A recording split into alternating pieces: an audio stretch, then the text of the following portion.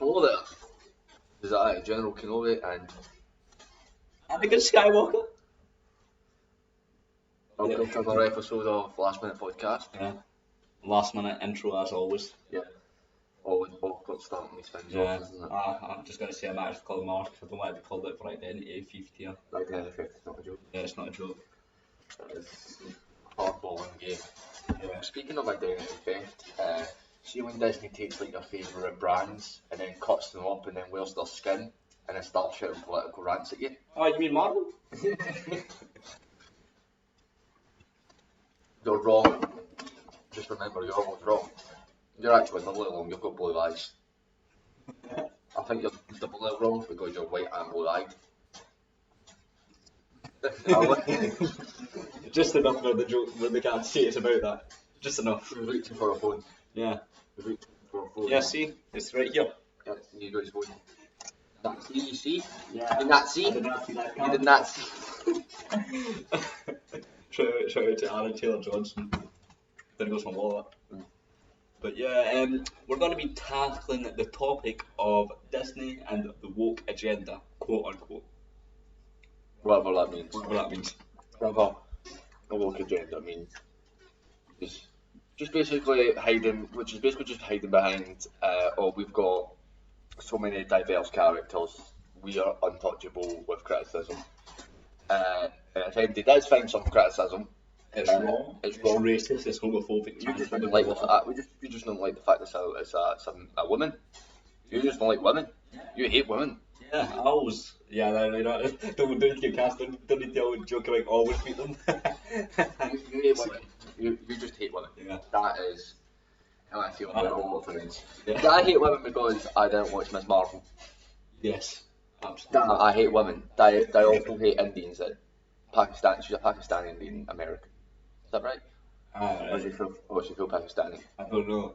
I don't know anything about this character. You should have done research. I should have done research, but I don't care enough about the character to do research. Yeah.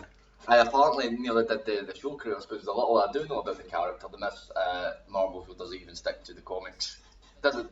I know things are going to be changed from comics to live action. That happens, like Organic Web, and the Sam Raimi Spider-Man movies. But I feel like, Or like the fucking Dark Knight, for example. yeah, but a lot of time it's still Spider-Man. Spider-Man still shoots his webs. Yeah. Web shooter, it's still the same basic premise. He shoots his web, sticks to Yeah. one, right? And costume. Where's it Sam Raimi who wants web fluids out the wrist for some reason? Yeah, you can't do that. That was actually James Cameron. That was something they Oh, yeah. took from the James Cameron script. I remember I think I've seen concept art for is it the Green Goblin outfit for that, and it looks I like. think it was maybe Green Goblin and Doc Ock Yeah, and yes, Electro were maybe the villains. Yes, Three it villains. is. Fair enough. We love free villains for some reason. But that cinematic universe. Yeah. Before the cinematic Gotta universe get was popular. those ratings, eh? Yeah, but at the same time, I feel like they changed it from, because I think Miss Marvel in the comics was basically just Mr. Fantastic. I think. I mean, You should know. she stretched her arms, she made them bigger, but I feel like that's something. I feel like something. I wish I could do that with something else. I feel like something Mr. Fantastic was doing, Yeah. like way back in like the 70s. Alright, how about for a show you did watch? You watched Hawkeye, didn't you? I watched Hawkeye. Disney Plus shows that I watched were Hawkeye, One Division, Moon Knight, watched What If as well. Hmm. What else was there? I'm going to look at this. Right, so basically, according to Rotten Tomatoes, the number one highest rated Disney Plus Marvel show was Miss Marvel. That's the critics score. It's a 98% on Rotten Tomatoes. That's correct. That's the correct score, right? That's according to critics, right? Number two, Agents of S.H.I.E.L.D. So, Agents of S.H.I.E.L.D. actually. I didn't actually watch it. But so is this counting? This isn't counting just Disney Plus shows. This is actually counting. So already they're wrong because it should be Daredevil. Yeah, Right, Daredevil should be at the top already. Already they're wrong. Yeah, they're wrong. They're already wrong. They're wrong already. So many levels. We choose truth over facts. Number two, Agents of S.H.I.E.L.D. Number three, Marvel's Daredevil, 92% Rotten Tomatoes. Now, yes, I agree with that one. Yeah. No, I don't agree with that one. It should be higher, but I agree that it's at least in the top three, thankfully. I agree it's a 90%. Yeah, I it's agree a with that one. 90% show. Number four, I watched Loki. I have seen Loki too. Also 92%. A lot of these are, actually, I think all of these are 92%. Highly rated. 90%, 95%, 92%, 92%. Loki. You had some opinions on the He show. actually did say, I think I remember saying something about D plus shows are all mediocre. Like they were basically all the D plus shows, original D plus shows were mediocre. Yeah. Mediocre. Some were a little bit more enjoyable, but still, in that media, the entire series as a whole. Yeah. Like you can't just have like a decent start and like one good episode like, and then like everything else is crap, including the finale. Yeah, I thought One Division was like really great start, and then I haven't finished it just because I got so bored of it by then. I was like, this just Yeah, isn't and then worth we have to remember Ralph Boner. Loki Yeah. is one of those shows where a lot of people like to go, oh yeah, this is great, this is a great show for many reasons. Like, oh, we get to have. Actually, I don't know what people like about Loki. I genuinely do not know what people like about Loki. I'm trying to think of an argument I've actually had with somebody saying what's good about Loki, and I probably have had things pointed at me, but I just, you know how like, nothing sticks. Yeah. When it's just one of the things where you can't even see it's a point. It's just like, if people enjoy it, fair dues. I'm not saying people wrong, but yeah, but you can't tell me it's some character assassination when the writer, before the show was coming out, and he said he was joking after putting out like multiple tweets and saying multiple interviews that he's never even seen a previous MCU project with Loki in it. So he basically never seen the Avengers. Any of the Four movies. He couldn't have seen any Avengers movies then, I'm assuming the only Avengers movie he's watched is Age of Ultron then. So his favourite Avengers movie by default must be Age of Ultron, because he's never seen Loki. Which is probably... Which explains a lot of the writing choices. Yeah. Age of Ultron's probably the worst Avengers movie, I'd say. Yeah. Yeah. Or Avengers. I think I prefer Avengers over Age of Ultron. But I love Joss Whedon movies. But they both They broke off the chocolate block. As far as I'm concerned. Everybody says Loki's like good Doctor Who. I mean, it's better than Doctor Who, I'd say. Maybe Doctor Who currently. Yeah, and David Tennant, Matt Smith era, Chris reaction to Doesn't hold a candle to any of that stuff, definitely. Yeah. Doesn't even hold a candle to the weird Sixth Doctor era where he strangled Penny. Doesn't hold the Doctor to the fucking, what is it, Broccoli Doctor? The Fifth Doctor? Is it Broccoli or Lettuce here's there? For the poison? What's it called? Oh, the celery. The celery, yeah, the Celery. Yeah, sticky celery, which is just... Yeah. Oh, it's a decorative vegetable. Isn't it? Yes, decorative vegetable. That's the thing. But so yeah, Loki number 4. I don't really like Loki. I thought it was low-key bad, even though I haven't seen it. I think out of the shows, it probably is the one that looks the nicest. It does look the nicest visually. Yeah. I liked Owen Wilson. I liked Owen Wilson and Tom Hiddleston as actors, but everything like from the story to the concept, especially since people are like, oh, it's a really good show, and I'm like, it's a world-breaking show. Like Loki by extent wins the majority in Endgame. Yeah. Right, the rules established in the Endgame about time travel do not, basically, it doesn't matter how like much you say and say like, oh, but it was canon. And it was all part of canon. That's even worse because now you're telling me like, you mean those first 11 years, like those 11 years that we grew up as little kids watching Iron Man, Captain America, and like falling in love with his characters as like little kids, and then watching like Infinity War Endgame as we're going into like adults. Like we grew up with those shows just for Loki to come out and basically be like, none of that matters. It was all canon. This is where it gets real now that canon is dead and free will was never a thing, but now it's a thing in Phase 4. And funny enough, free will only seems to be a thing when apparently it's a woman stabbing the guy. It's a woman stabbing the man. I don't think that's sexist. Nah, it's not sexist. It's sexist. Well, Sylvie is a nothing character. Good actress, nothing character. That's the thing. I was looking at these shows like, should I watch them? And I was like, I can just see that I'm not going to have a good time. Like maybe like the first episode or two, I'll be like, oh, that's good, and then the rest it's just like, why not watch this? I think this whole idea of just like representation, it does seem to be just fire a woman, just fire a guy of colour in there, and call it a day. Yeah. That's tokenisation. If I'm not mistaken, tokenization is a form of racism, right? Yeah. Right. Here's your token black character, here's your token Asian character, here's your token female character who's not like the other females, or oh, she's strong and independent. Yeah. Strong and independent means no flaws. Which is ironic, because all you see in those characters are flaws. Because I feel like the thing people love most about Tony Stark was the fact he was a flawless character, done nothing wrong. Yeah. No, it was the fact he started out as a douchebag and becomes a hero. Yeah. Started off with this bag, huge ego. Makes bad decisions, but that actually leads to him getting captured. You know, like bad decisions. And you know what happens? He learns for a bit. And then Iron Man 2. Iron Man 2 is a fun movie, but I wouldn't call that a cinematic masterpiece. Really? I don't like Loki a lot. I think that's what I'm going to say now. Maybe I can get more later. Hawkeye is number 5. Again, 92%. A lot of these seem to be full. A lot of these can just literally be in the same spot, really. Yeah. But I don't like the fact that Hawkeye, Loki, and Daredevil all have the same rating. Yeah.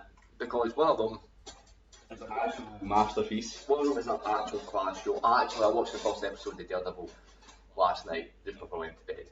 That is a masterclass of getting you hooked into a show before you even see the main titles. Yeah. Like, it starts off when you actually see Matt Murdock getting blind. It's like in the way it's shot and all that. It establishes his character. He's blinded because he pushed an old man out of the way, so you already got the sense of this. Even as a young kid, Matt Murdock's always had a strong moral principle. And then it cuts to him, you know, in his confession, older blind, and having that conversation with the priest. He talks about obviously how the Murdock boys have got the devil in them, and how his dad was a boxer, and sometimes his dad would, you know, really go off the rails, proper go off the rails and let the devil out. And that's basically, and then right after that, he's asking for forgiveness, not for what I've done, for what I'm going to do, and then it cuts straight to it cuts to him beating up at the docks. Yeah, I just want to say title card. I just want to say title card. I swear to God, we are not, James and Janice, you are not. you are not. You're more like Macaulay Culkin. You're like the B. You're like B tier. Yeah. B, B's and E's. Jeff Bezos. And then he cuts to the docks, fully in his suit, doing his thing, and already boom, title card. You get a full understanding of Matt's character. You get his views on Catholicism, Yeah. and how that can translate to, you know, his character. Again, I'm not against characters having a religion. No. See, when you just put it there just to say, oh look, they are, but you don't dissect the relationship to religion and how that would go to their like vigilante life. Of course, this man's going to be sitting saying, I'm punching people out in the streets. My religion tells me that's not right. So I shouldn't be doing this. However, I have a lot of rage. Yeah. So I'm going to do it anyway. The conflicting principles between what he should be believing and what he's doing, you know, and stuff like that. And that also his own struggles and even his own hypocrisy when it comes to his religion. Yeah, and that doesn't just end with his religion, that also tries to him being a lawyer. Yeah. I'm a lawyer who wants to do things by the book. However, if I don't get the way because the justice system failed, and he's right because the justice system fails, well, I guess they got to catch his hands. They've got to catch his hands, which is kind of hypocritical because then he's not doing things by the book. He is making the law go his way by force. Which then the argument is that right when the law is so corrupt and twisted that you end up, and to him he has no other option.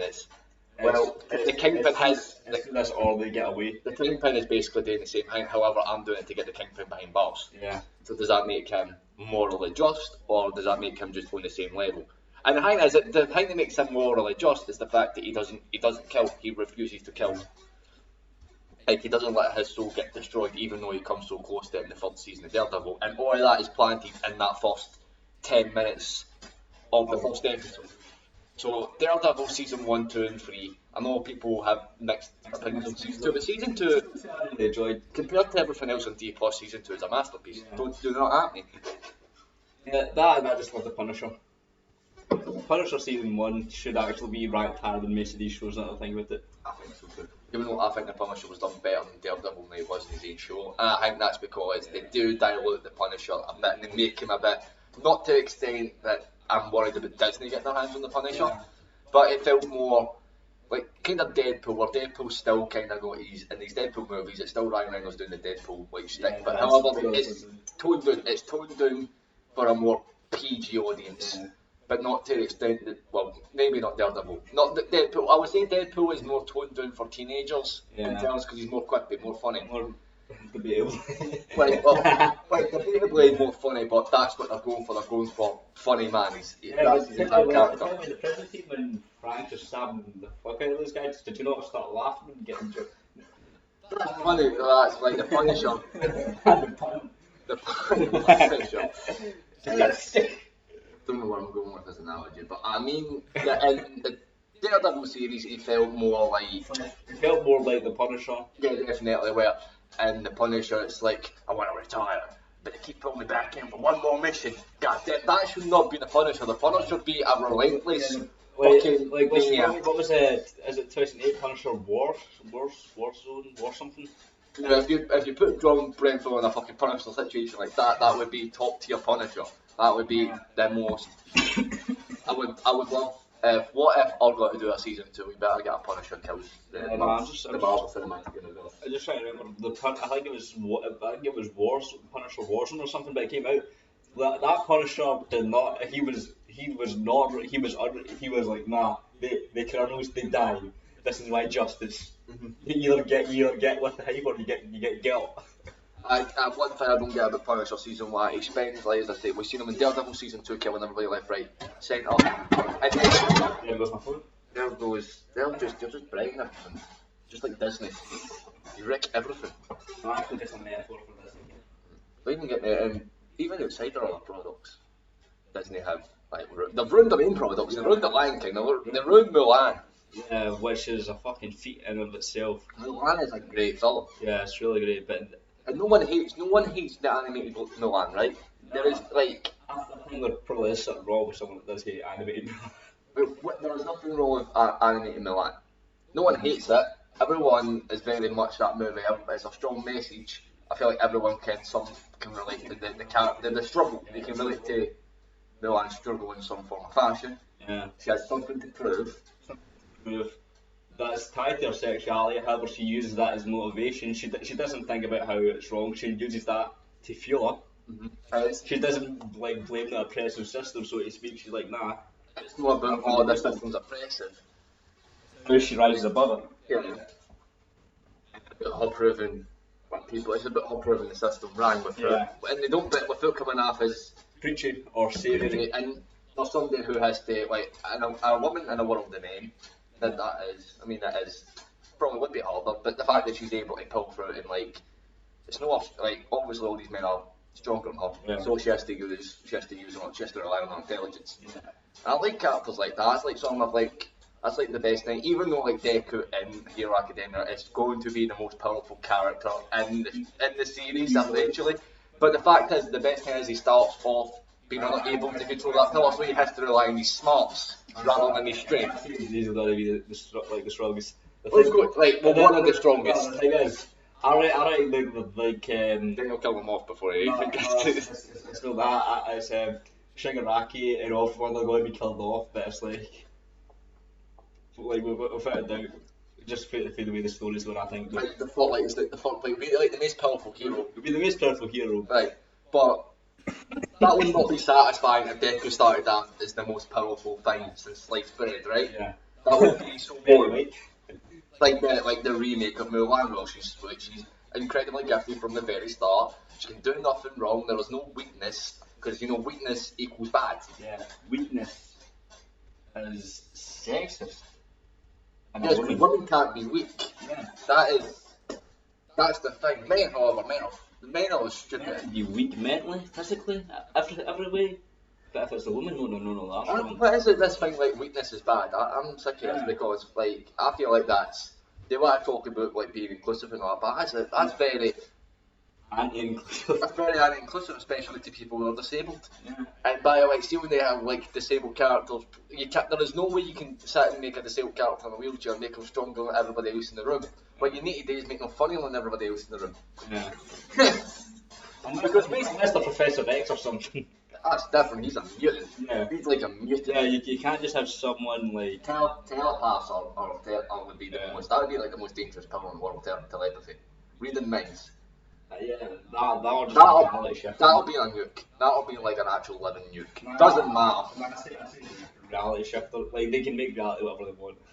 Yeah, but no, if they're nuked fast enough. No. Yeah, but but if they can make reality whatever they want, how are you going to? Who says that nuke can kill them and how they're going to be fast enough? But let's say the nuke is can travel faster and you can change reality.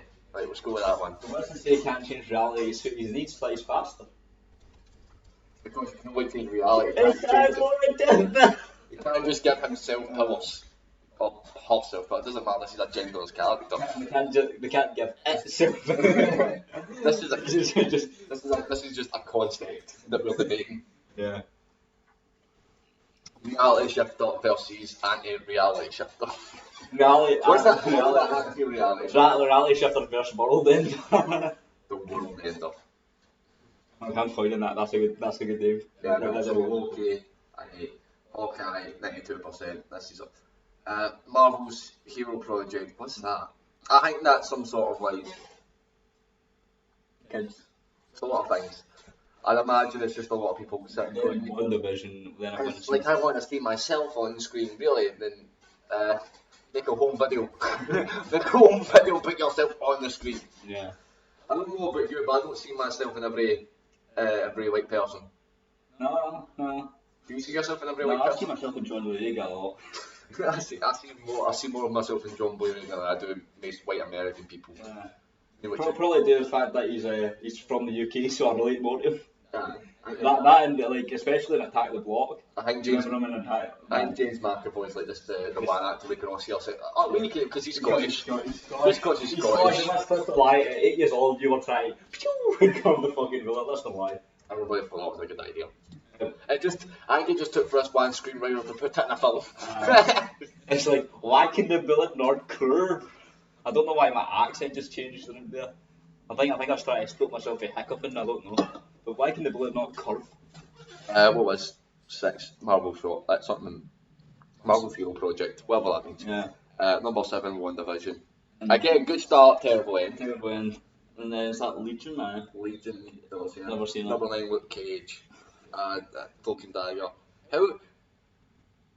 Luke Cage wasted like Cottonmouth as well. 86% for Moon Knight. Marvel's Agent Carter. 86%. Agent Carter, I think, just started off good. I've never seen MODOK. That's 13. I don't want to see it for the looks of it. Jessica Jones. Jessica Jones season 1 was good. Yeah. Season 2 was shit. Falcon and Winter Soldier. I haven't watched that. I watched like the first 2 episodes. I think the first 2 episodes. Subtlety. What's that? You need to be spoon The fed. Defenders. 78%. The Defenders. Oh my, you're going to be raging, but here's the Punisher. Number 19, 64%. Nah, I'm not about to be the Punisher in a minute. Alright, Doesn't it? Unity rank now. Just right. I can see Jessica Jones season 1, right? But the Defenders. Hold on, what's going on? Falcon and the Winter Soldier really is better than Punisher season 1. Nah. So that what 3 places got bullet. Yeah. Then for what Runaways? Well, you can fucking run away for this fucking shot, you piece of shit. Fucking Miss shit. Marvel. Miss Marvel. That's number 1. Remember, Miss Marvel's number 1. Some MODOK shows some fucking head ass MODOK that looks like he's fucking, I don't know, fucking bricked up, trying to fucking glue. It looks like that one guy can fucking airplane when he's sniffing I glue. think this is like an adult comedy. MODOK. I've never seen it, but I think it's like an adult comedy. It's about MODOK and his family. Fucking family. There's a MODOK family and they all have the same massive head.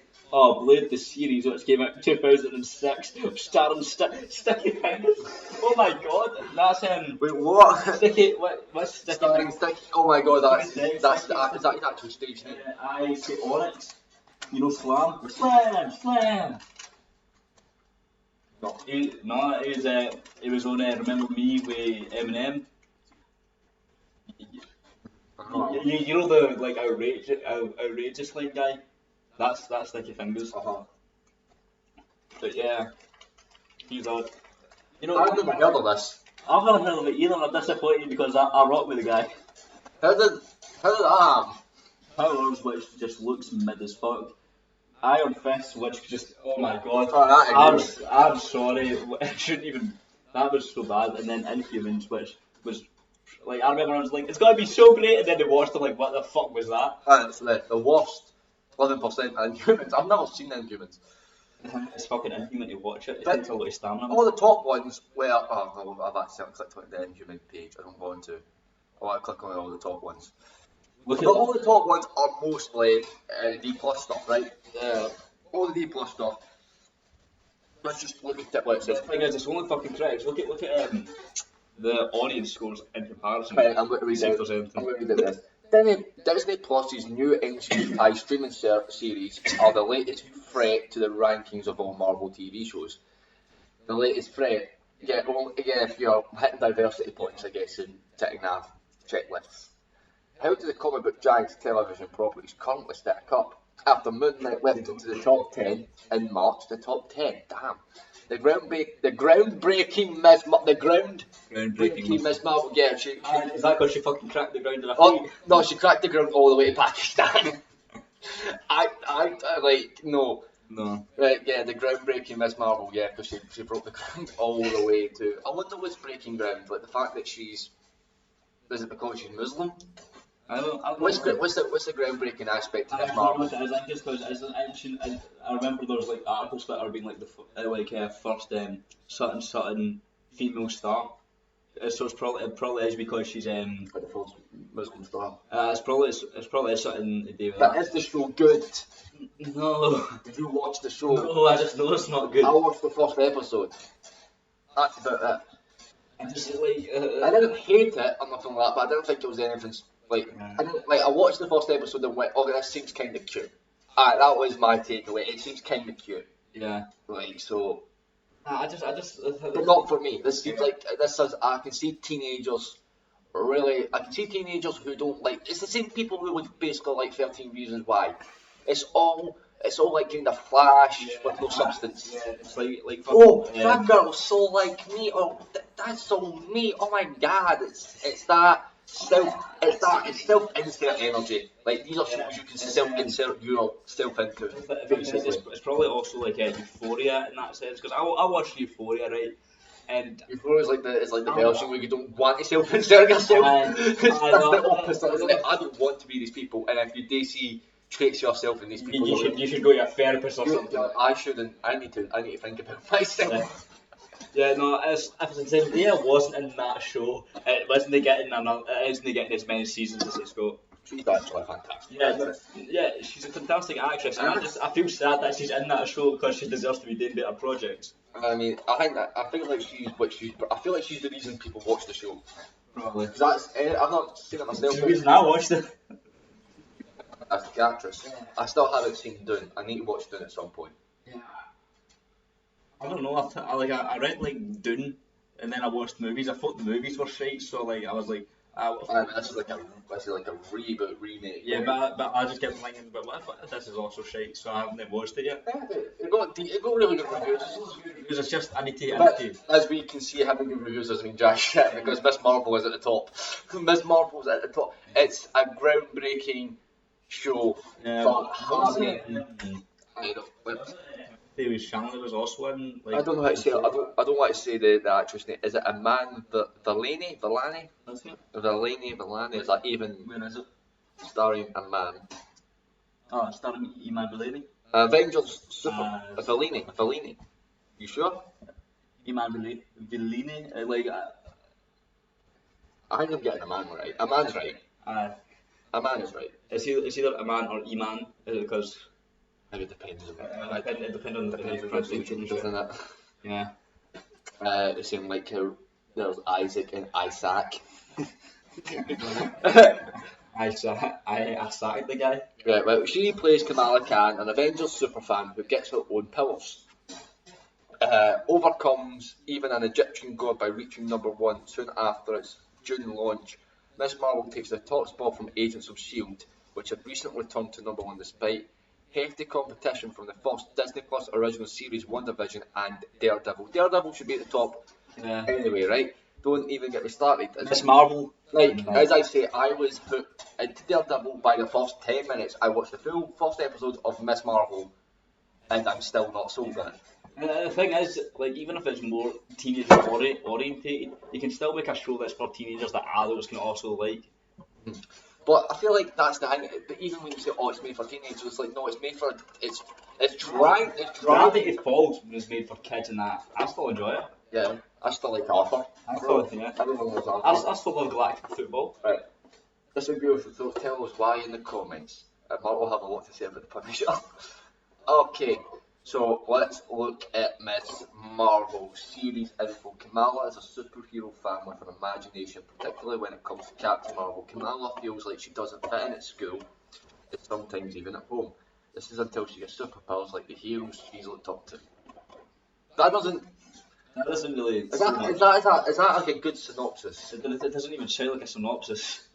Do you know what I love about it? I like how like they're basically one of the groundbreaking things about this show, according to the media and that, is the fact it's the first Muslim superhero, live action Muslim superhero, and it doesn't even mention it. Doesn't even mention the fact she's Muslim. Doesn't mention her religion. Doesn't mention all of that stuff that they're like. Why would they not mention that in the thing? Yeah. Like it leaves that out of it. I think it's because in the show it's probably not as big a deal as. It's probably mentioned like once or twice. It's probably like you see. I just like the same as Moon Knight. Yeah. Where you see glimpses of his Jewish nature, but you know actually. This is all his Jewish nature. Yeah, like running away from shovels and all that. Yeah. my favourite Moon Knight. His ticket for dear life. My favourite Moon Knight is he picks baths over shovels. So that's how you know. Yeah. But you don't actually get any like you don't get the Daredevil construction on like Matt's relationship to you. But I'm going to end. That's my gold standard. Though I compare every Marvel show to Daredevil. Yeah. That's my gold standard. It's like if you the thing is, it could fall short, but it depends on how it falls short. And Daredevil would argue it's got a very diverse cast. Yeah. It's pretty diverse, right? It's pretty diverse cast of characters. White Lawyer 1, White Lawyer 2. Female receptionist. Female receptionist. No, I think it's Foggy and I'm forgetting the last name, is it Karen? Forgetting what is it, portion of the underworld is also run by the Yakuza and Madame Gao. Madame Gao being Chinese. She speaks Mandarin in the show. Yeah, no, is it Karen? That's the other. Yeah, she's the female receptionist. Karen Page. Yeah, that's like the only like other two than maybe like Stick, or like white people that I can think of in the immediate cast. Because then there's obviously Vincent D'Onofrio. No, yeah. No. He's I just like I said, Daredevil's a diverse cast without having to go look how diverse. They just picked the best actor or actress. They just have to be diverse. Mm-hmm. Or in the case of like Madame Gao, I would say, well, they were probably looking for a Chinese person to play. A Chinese-based character, which is fair dues. Like, fucking awkward of the world. Look at this! Look at this white man playing it. That's called whitewashing. Then that would be racism. It'd be like in Doctor Strange. What's she called? The American Chavez. No, you know the leader in Doctor Strange. Oh, well the ancient one. The ancient one. I don't mind that. Tilda Swinton's a good actress, so yeah, no, I don't mind it. But it'd be like doing that without justification. You can't justify. I think the justification was nobody really cares about the ancient one, so. Man, yeah. There was a lot of care. Yeah. And I guess there's time, but I feel like if you're going to like change gender in a character, it's got to play in the story in some form or fashion. You can't just do it because look, we're being inclusive, so we just put all these male traits into a female character. Yeah. I think the best example I can think of, I was watching The Boys, and they've got in the comics, and they've changed a lot from the comics anyway, which is for the best, because the comics are actually heavy trash, like enjoyable. The Boys comics is enjoyable trash. Don't get me wrong, it's there's entertainment value to get from The Boys, but compared to the actual show, it's trash. Like proper like like room levels. And actually, you know, I was going to say that thing with that. I mean, there was controversy about it just recently because there's something to do with Cleopatra, like I can't remember if it's a movie or TV show, right? And they're complaining that it's not a black actress and that because obviously Egypt's in Africa, but it's like not only one is Egypt mostly like like Arabian, like Greek mix and all that for all that time. Her family was fake Greek, right? And even if you wanted to say that there could have been African actual I was going to say African American force to have it, but like actual like African influences and that. It's they rarely fucking had marriages outside of their own lineage and that, and it's like I don't get why you're so upset that it's no somebody of colour. If you're going to complain, I'll complain that they're not like Macedonian or Greek or that. And it's like I remember people were arguing about Rami or Rami Malek? Rami Malek. I think he was in Egyptian gods and whatever it was. I mean, people were complaining that he was in it and he's fucking Egyptian. It's like people who don't realise that. There's a lot of people who like because they're ethnic, but like what is it? I think it's called ethnic. No, ethnic. Oscar Isaac put it best. You're ethnically ambiguously. So like Oscar Isaac can play anything from basically because like his background, he can basically play anything from like some sort of white American or like Italian Brooklyn. He can basically You can fit what you want. basically anything a lot of the time, except of course a full blown like kind of man of colour. He can't do that. He can't play like a full blown man of colour. Unless he's wanting to paint himself, but then there's problems with that. Yeah, man. So you don't want to do that, but he could play like he gets away with basically. He could play a different. What's the guy that plays Oberyn Martell? Oh, his name's slipping to me. Let's go details. Right, so the average audience scores 81% apart. Who's the Mandalorian again? Pedro Pascal. He can play a lot of people I know because yeah. What's the review? It was good in that. How did you actually get reviews? I don't know. But Page starts working. Oh yeah, I need to click on the thing, right? So let's click tomato reviews. It may not be perfect, but the new Ms. Marvel Disney Plus series airing in cinemas in Pakistan still gives us plenty of reasons to celebrate. Right, so that's the first one. Min Vellani is perfect in a series that's both appropriately joyful and a classic YA coming of age story. While the shift from small-scale Jersey City portion to partition is rough in so few episodes, the colonial history is vital, relevant and important. Yeah, it's like a bit, I feel like it goes back in time and like saves her own grandmother. Which is already like, everybody's like, oh, the partition, but then it's like, but how the fuck does she go back in time? Like, how does that work? Like, she has time travel pills now. I don't know if she has time travel pills or something, like something to do with her bracelets. As I say, I didn't watch it, I didn't care to say it. I didn't like the first. It's not that I didn't like the first episode, it was just a case of I thought it was cute, but I had no desire to continue with the series. It wasn't like, I've never been interested in the Miss Marvel character anyway. Yeah. Maybe I would be if like there was actually some sort of depth to her being a Muslim. I don't know. Like, as I say, the biggest thing I get from her isn't actually that she's a Muslim. I get the biggest thing from her is that she's a fanboy. That seems to be her biggest character trait, I think. Oh my god, she's fucking Deku. No, she's a massive fanboy. Like, she likes fan fiction and all that. That's my biggest thing about her. Like, that's the thing I remember most about Kamala Khan as a character. Oh god, she's fucking written fan fiction. Steve Rogers ex Bucky Barnes. Yeah. So, but again, I don't know how many people write fan fiction. I don't know. Could be a big portion, small portion. I don't know. Anyway, so we've got these are sensational stuff. A comic book dream and a brilliant message of tolerance, trust of our fellow world beings. It always seems to be art that makes the statements that we need to be better toward one another. Blah blah blah. Like this is a lot of positive scores, right? But apparently this was getting review bombed. apparently Miss Marvel's getting, it's got a 90% on Rotten Tomatoes, 91% audience score. However, because some people don't like it and have expressed, you know, problems with it, it's apparently been review bombed. However, constantly just sitting saying that, how do we not know that all these people watched it as well? How do you know all these people giving it a positive review have review bombed it as well? Because the critics. Get paid to actually give opinions, it's just what they want, what's wanting to be heard. Yeah. Hearing this tale about a teen desperate to follow a heart story that's hardly unique is hell wonderful. So I'm going to assume that there isn't that many audience. I'll go ahead and audience reviews.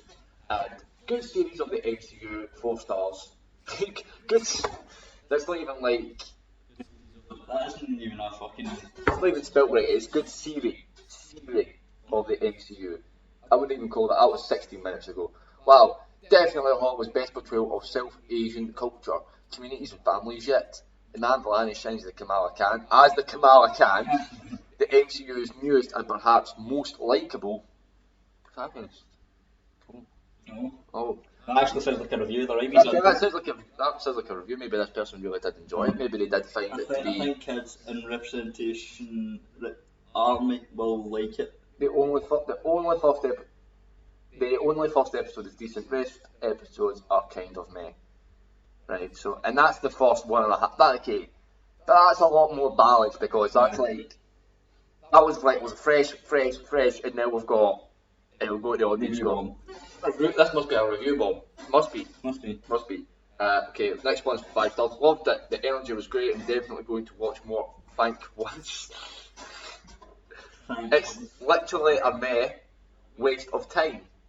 Miguel A says, give it 2 stars.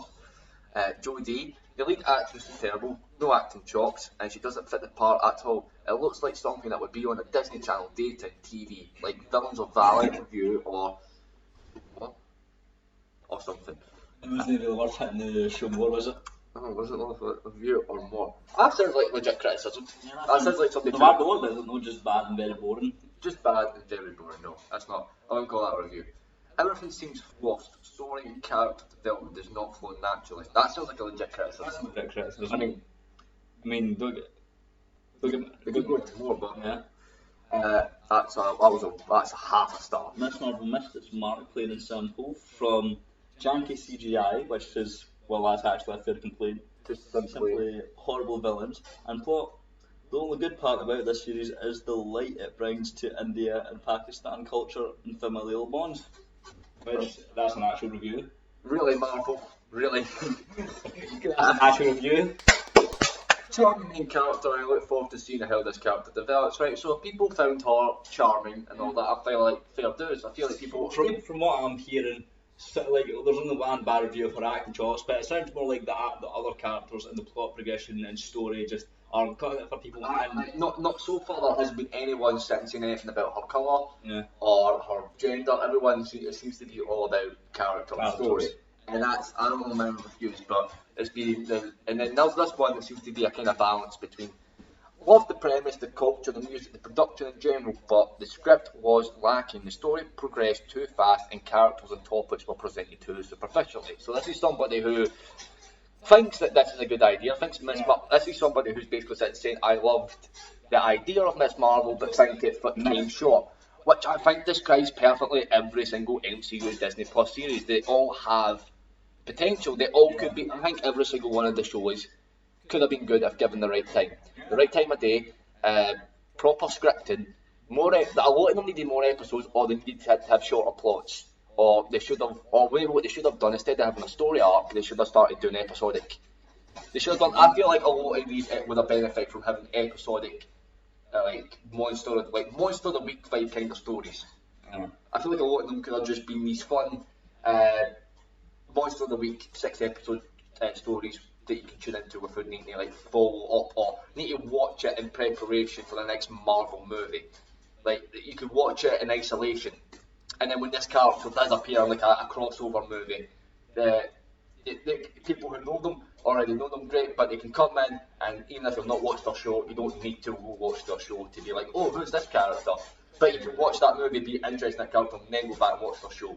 It could be they need to actually make the characters first and foremost, flesh them out and stop having all these rushed conclusions, because a lot of the Marvel shows kind of stagger in the last 3 episodes. Like the first 3 episodes builds up everything decently, it sets everything up decent, like I wouldn't say it's great, but it's serviceable. And then the last 3 episodes just sort of like hurry to get to the finish line. Yeah. It's like they have I'd say first Avenger syndrome. Like the first half is actually like a really good origin story, and the second half is we just want to get a Cap into the ice so we can set up Avengers. Yeah. Which is what I feel that most of the MCU shows is that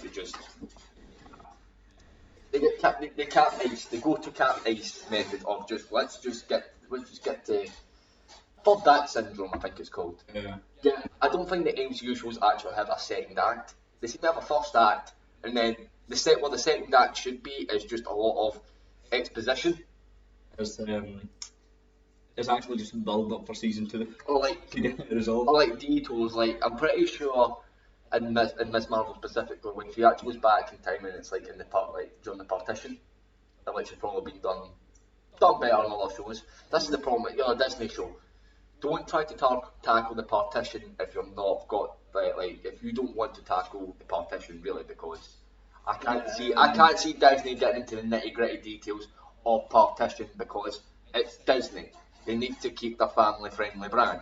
Yeah, whereas in comparison, like it's not got to be roots. It's not got to be like roots levels of looking at this historical atrocity. In comparison, Prey came out, which is a Predator movie. And like I looked at the trailer, I thought, oh, this looks like woke shit, but apparently it's really good. Like for reviews and that, apparently it's actually done well. It's the Predator's first hunt to explain why immediately the female lead isn't just fucking slaughtered. It's that Predator's first hunt to decide if it'll get all of its gear and stuff. Mm-hmm. I know that much. And but the thing is, for the trailer and the way it sets up, it's set up really bad, but it looks beautiful. Mm-hmm. It just looks like something that would have been done for tokenization. However, apparently it's not. And as I said, tokenization I think is just racist. I think it's very racist for people to. There's a lot of time. I don't know if you've ever read this one, but it's a what if comic. What if Miles was 4? Oh, I've seen that. That is so bad.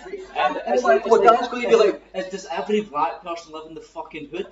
No. I've got a mate Archie. He doesn't fucking live in the hood.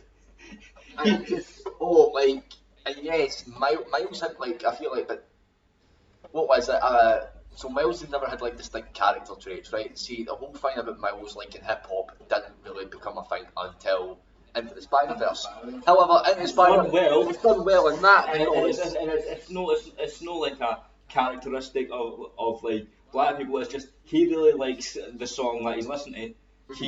He likes the culture. Of course, you could definitely go. Well, he does grow up, and you can see the kind of neighbourhood he grows up as a type more. I guess you could say it's more hood. It's kind of hood, and you're like, but that's not negative. Look at Miles' parents in that story. Look at how they act in that, and look at Miles. Would you say that they are distinctly hood? Or would you say that they well, his father's a cop. Yeah, his father's a cop. That's like the most unhood thing ever, isn't it? So Miles is like this cop. He's like in between. He's like it's very working class, middle class energy. Yeah. Like I guess. But again, they put their traits into Miles, and that made him feel different from Peter. Yeah. I think that's what they went for, and then you get this hack comic writer who thinks, oh, so Miles is into hip hop. I'm going to put in like a 4 rap while Miles suits up with his Jordans, Jordans and Mjolnir. Don't get me wrong, I know for a fact that Miles does wear Jordans. I like Jordans. Let me turn Asgard into the hood. Right, but you're telling me if Miles grew up in Asgard, he was going to be into hip hop music? Yeah. No, there's no way that he would. I don't know. Maybe he's fighting in Eltenheim or something, and a frost strike just hits. Is it by the fade of Odin? By the fade of it's a real comic line that somebody wrote, by the fade of Odin. It's like that's like just embarrassing for everyone involved. That is cringy. That's cringe. Somebody turned off their cringe inhibitors. Like, Do you think? Because here's my thing. do you think it's also like the audacity they had to actually fucking like be able to put that down and say that's a good idea? I'm trying to think who's like, you know when people, you know when you get like that nerdy typical, like that typical nerdy white character, right? Yeah. And they put many things. Do you think every like white person is falling over there and going, oh my god, no, you cringe? Yeah. It makes white people cringe at like stereotypes of themselves that are like this white nerdy thing, because if we know somebody like that in real life, you kind of You're like, oh god, you're like, oh god, you wouldn't be ignorant to them, but if they spoke to you, you would have that moment of I have to prepare myself. I've got to think of I've got to clever. And in the middle of that conversation, when you're going, yeah, you're trying to think of a way to get out of this, talk about D&D. Yeah. You're like, I need to get out of here, I need to escape, I need to go. I'm looking to go in the dungeon. I told this person I like Doctor Who, and I've not heard the end of it. I swear to I said I used to like watch Doctor Who, and now every day I get the same. Oh, what do you think about David Tennant? I was like, mate, I stopped watching Doctor Who like 3 years ago when Jodie Whittaker's first season started airing. Because of the writing, again, nothing to do with nothing to do with females. As an actress, she was good in Broadchurch. However, Chris Chibnall, I'm pretty sure, also wrote Broadchurch, right? You can't write science fiction for the life of it. And the thing is, if I noticed in Broadchurch, it seemed to be mainly the guys all had flaws, but the women didn't really. Yeah, this is the thing. See, when someone does that, you can tell that they're people who probably don't get laid a lot. I personally think this whole I'm an ally is bullshit to enjoy his pants. This is one thing I've seen. Sly Boy Wojak or something. I actually find these people incredibly creepy. How often they want to back women up, and how the women are queens, and you're just like, you are incredibly cringy. You are a doormat. You will get walked the fuck over. You will get walked over. You will be cheated on relentlessly. You will never find happiness. It's the type of dude that would walk in and watch his girlfriend get banged in the hopes that he could get a shot afterwards. You are the type of person that would support your girlfriend selling nudes on OnlyFans. Like, and here's the thing, everybody's like, oh, yeah, women can do whatever they want. But if you're going to be in a relationship with somebody who actually wants a relationship, then maybe break up with them before you decide to go selling your nudes. Make sure that you make it clear with them that you have very different ideas of what a relationship is, and that is fine. At the end of the day, we're all different. Even at the end of the day, there are some guys that will be fine with the OnlyFans stuff. If they're fine with it, then cool. Let them get. I still think a lot of them would probably be massive cocks. Maybe some of them actually got that fetish and that turns them on, or they're like. What I'm saying is, I've noticed with some of them, it's like, yeah, that's fine, you can do that as long as if you're going to collabs with other girls and that, I get to it. It's like, if you want to fuck guys, that's fine, as long as I get fuck girls, that's fine. That's a perfectly reasonable. That's a perfectly reasonable thing to do. But I'm not going to be watching. I'm going to be participating. Like, if I'm going to do this, it's a family business. It's going to be a family business. You've both got to be wanting to do this. You both got to get into the industry. And the thing is, OnlyFans isn't going to be something that lasts it. Like, I can tell you that, right? Oh, definitely, no, that's only good. And then there's a lot of women coming for that, and they realise that having OnlyFans is having consequences and stuff. And it's like, surprising, it's going to be hard to. It's going to be hard. It's going to be hard to go get a job when jobs see you having integrity. You don't have. If you don't seem to have any integrity when it comes to your body. Yeah. And that's bad for our company brand. I mean, that can be a bullshit thing to do, but a lot of them struggle to get in relationships afterwards. Yeah, like there's trust issues. Trust issues, not just that. Like, listen, like, a lot of guys don't want a girl with like a lot of bodies or baggage or whatever. Why do I go with a guy who's been with a lot of women? There's a reason guys don't. Of course, guys, when we're with guys, we'll boast about what we've pumped, what we've not built. There is a reason when we were with women that we don't talk about how much women we've banged, because it's disrespectful. And it's got to turn them off. It's going to make it seem like, especially if we really, really like the girl. And the thing is, I would eventually. A lot of guys, after it's their girlfriend, they won't fucking talk about them sexually. Like, the guys like, oh, fucking have that. Whereas if it's just somebody that's sleeping with me, because I think there's a level of respect there. It's like, nah, you heard the function, I'll let you know how. There's a difference between a one night stand and being genuinely in love with somebody and want to have a relationship. Yeah. I totally agree with that. Like, we went to that conversation. Anyway, but also. Was it? Alright. But yeah, that's why I tax evade. Tax evasion. Tax evasion. Oh my god, the recording is recording again. Oh no. Oh no, Johnny Carr. Oh no, Shakira. Anyway, right, so we looked at a handful of reviews. I think this is balanced. I don't see any review bombing here. Yeah. Of course, we've got to say we took it off, but they're still negative. I really don't like this one. I really don't understand what happened here. It's like a children's TV show about Indian culture, which is fine, but it just seems too leading. I kept thinking, okay, Marvel likes to throw us through a loop, like with Loki and WandaVision and Hawkeye, but there is something off about this show. I don't know if Marvel is just trying to score some brownie points for making a coming-of-age Indian cultural showcase, but there are so many subpar and average aspects to this show.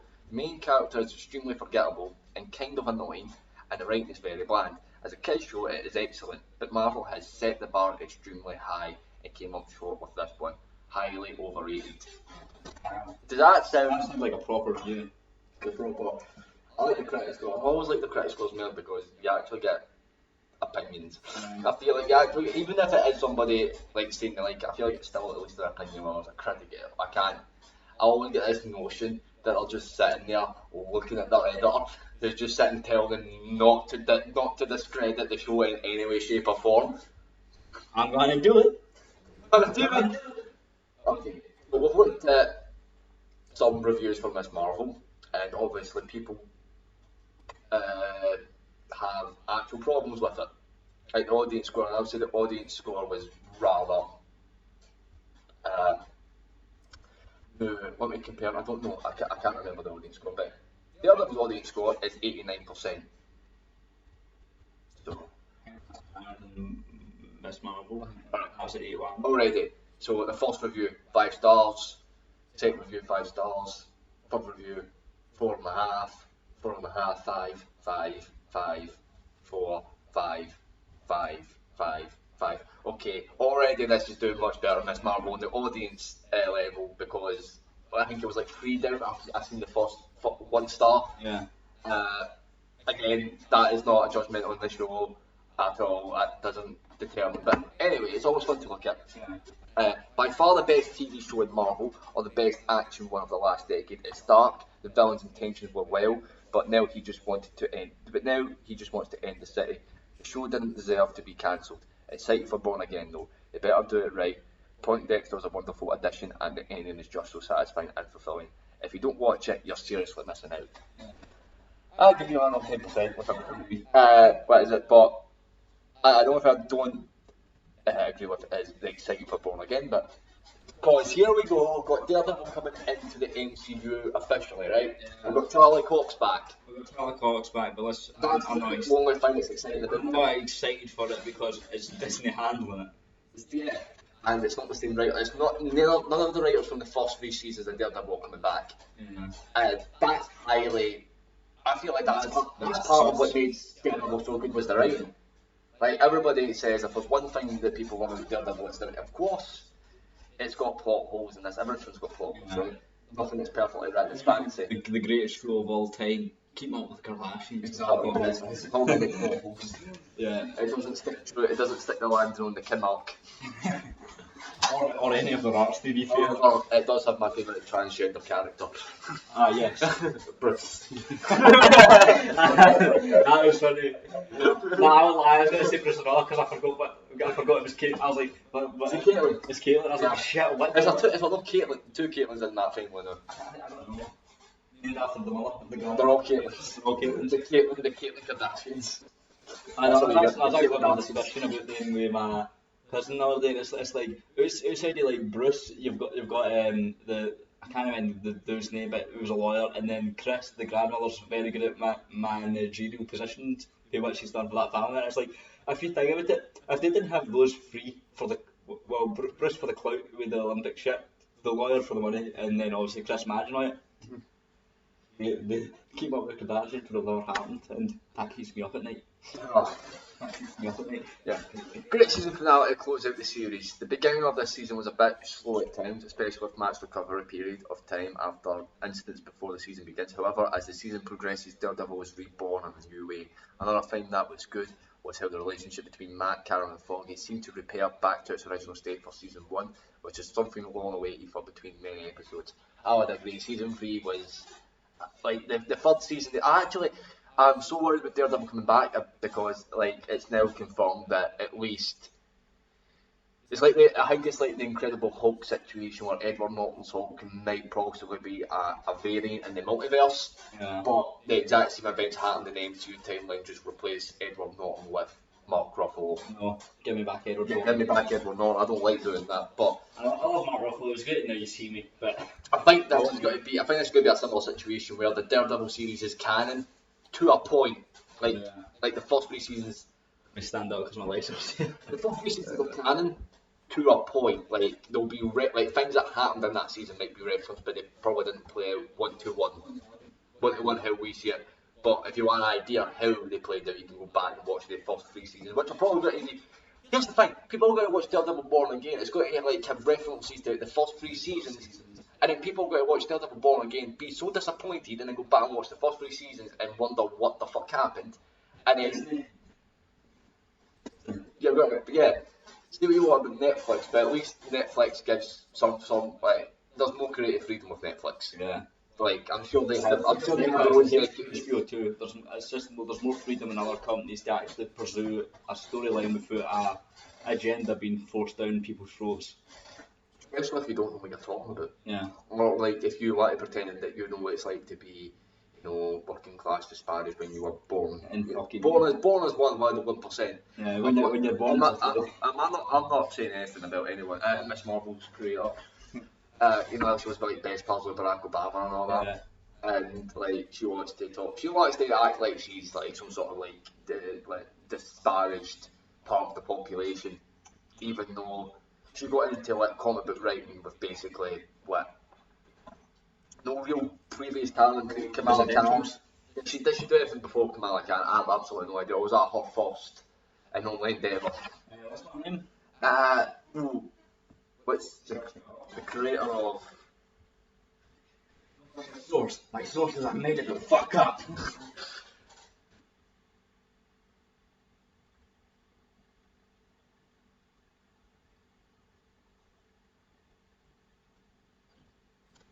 Creator of Kamala Khan, Sana Amina,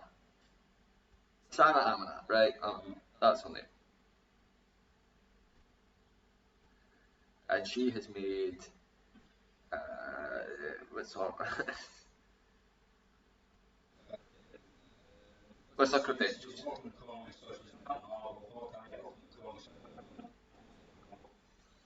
Which Batman comics did she write?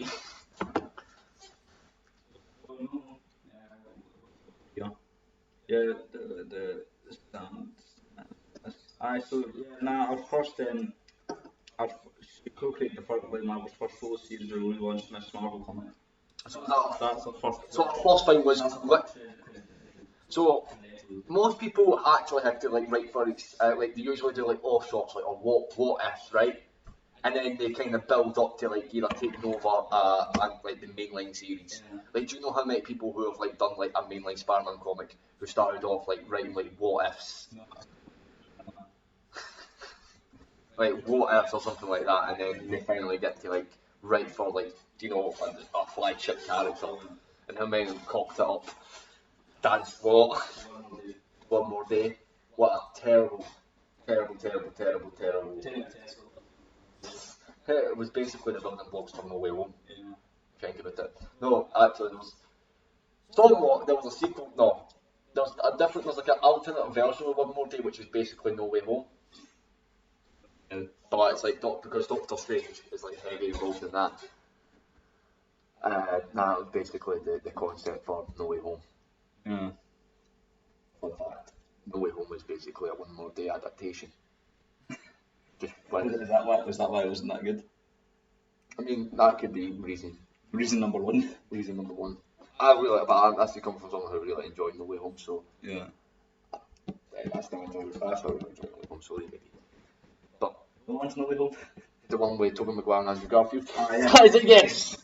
That'd be good. I'll be honest, I forgot what one No Way Home was. No Way Home's the one with Tobey Maguire and Andrew Garfield. Yeah, that's tremendous. Last bit, thanks. You gotta watch the more fun stuff because it's got like an extra 30 minutes, say like Tobey Maguire and Andrew Garfield reportedly. Yeah. Just for the extra 30 minutes. Yeah. You'll sit through that schlock No, I'm fast with it. in the cinema. How you gotta do that in the cinema? Watch me. Oh, watch me. Just you go to the toilet for like 30 minutes. I'll go to the arcade section and fucking win fucking stuffed animals. I don't give a fuck. That's okay. That's it.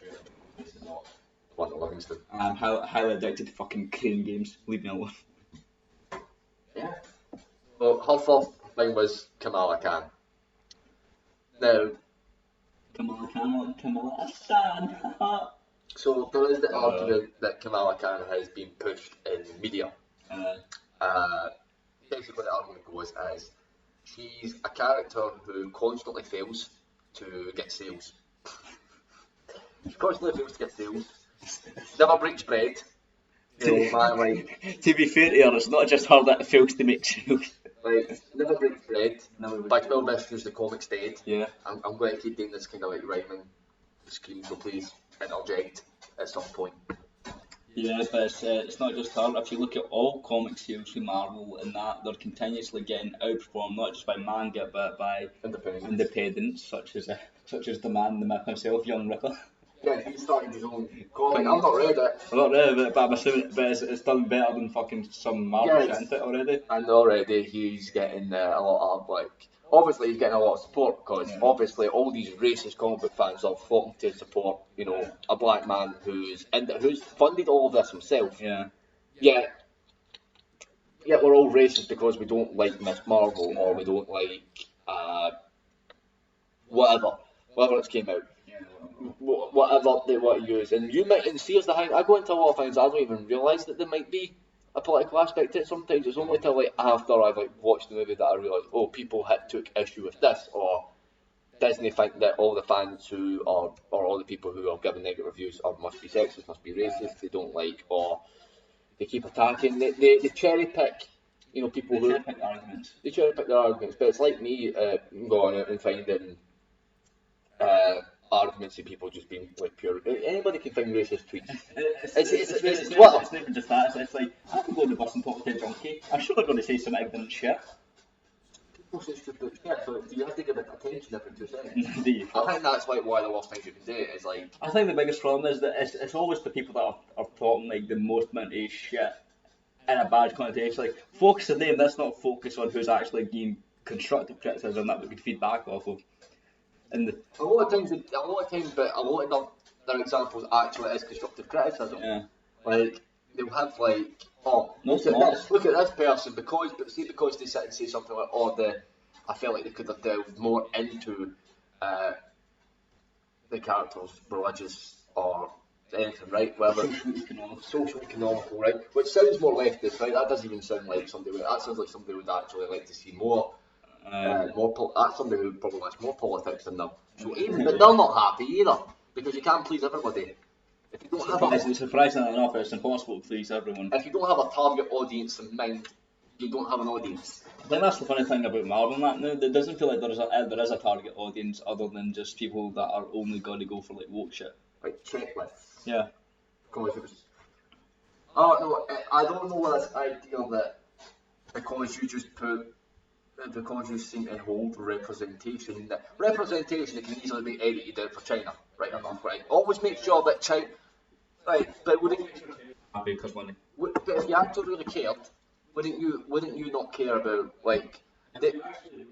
About all of your supposed. You're the kid that lesbian kissed you in Rise of Skywalker. Not just that, you might actually not even give it to China because they're so against what you politically stand for. Yeah, but no, what we'll do is we'll film Mulan there and then, you know, thank all those people who run the concentration camp that kill Muslims, and then a year later we'll make a show with Muslim representation. Even though we literally filmed our live action Mulan at a Muslim concentration camp. It's not even that TV show, remember? All about like workshops and all that. And yet you literally fucking own the workshops. it's like, look at all this horrible Wait, block it. Whenever you need to block it, that Apple brand. Make sure, like edit Samsung on it. Yeah. Yes, that's what I would have done. I would have tried to disparage. I would have tried to like take out my competitors. I would have been like, it's all Samsung's fault. It's all. And then you might say HTC. It's all Nintendo's fault. It's all Nintendo's workshops.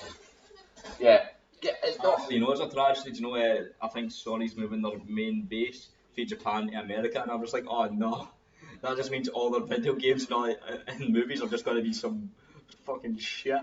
I don't think so because Sony seem to care more about money. Yeah, that's why it's going to do. Because think about it. But they don't ever. When was the last time you see Sony maybe try to force like politics into it? Like, see what you like, man, but I don't remember anybody complaining that their emoji movie had too many political movements. They're moving to America. I think it's in LA. They're moving, and I was like, that's going to go down the drain. I can see it happening. Back to Japan literally 1 year later. I can like just see it happening. Like it'll go for like all business suits to like purple and neon hairs. Oh my god! Imagine they ruined the Wolverine game. I would love to actually. Don't get me wrong. If the Wolverine game does well, I would like to see them do X-23. But you want X-23 to be written by a competent writer. Like, here's the thing. I'm not against female superheroes. I love me some female superheroes. Get some really good ones. It's Gotham Knights.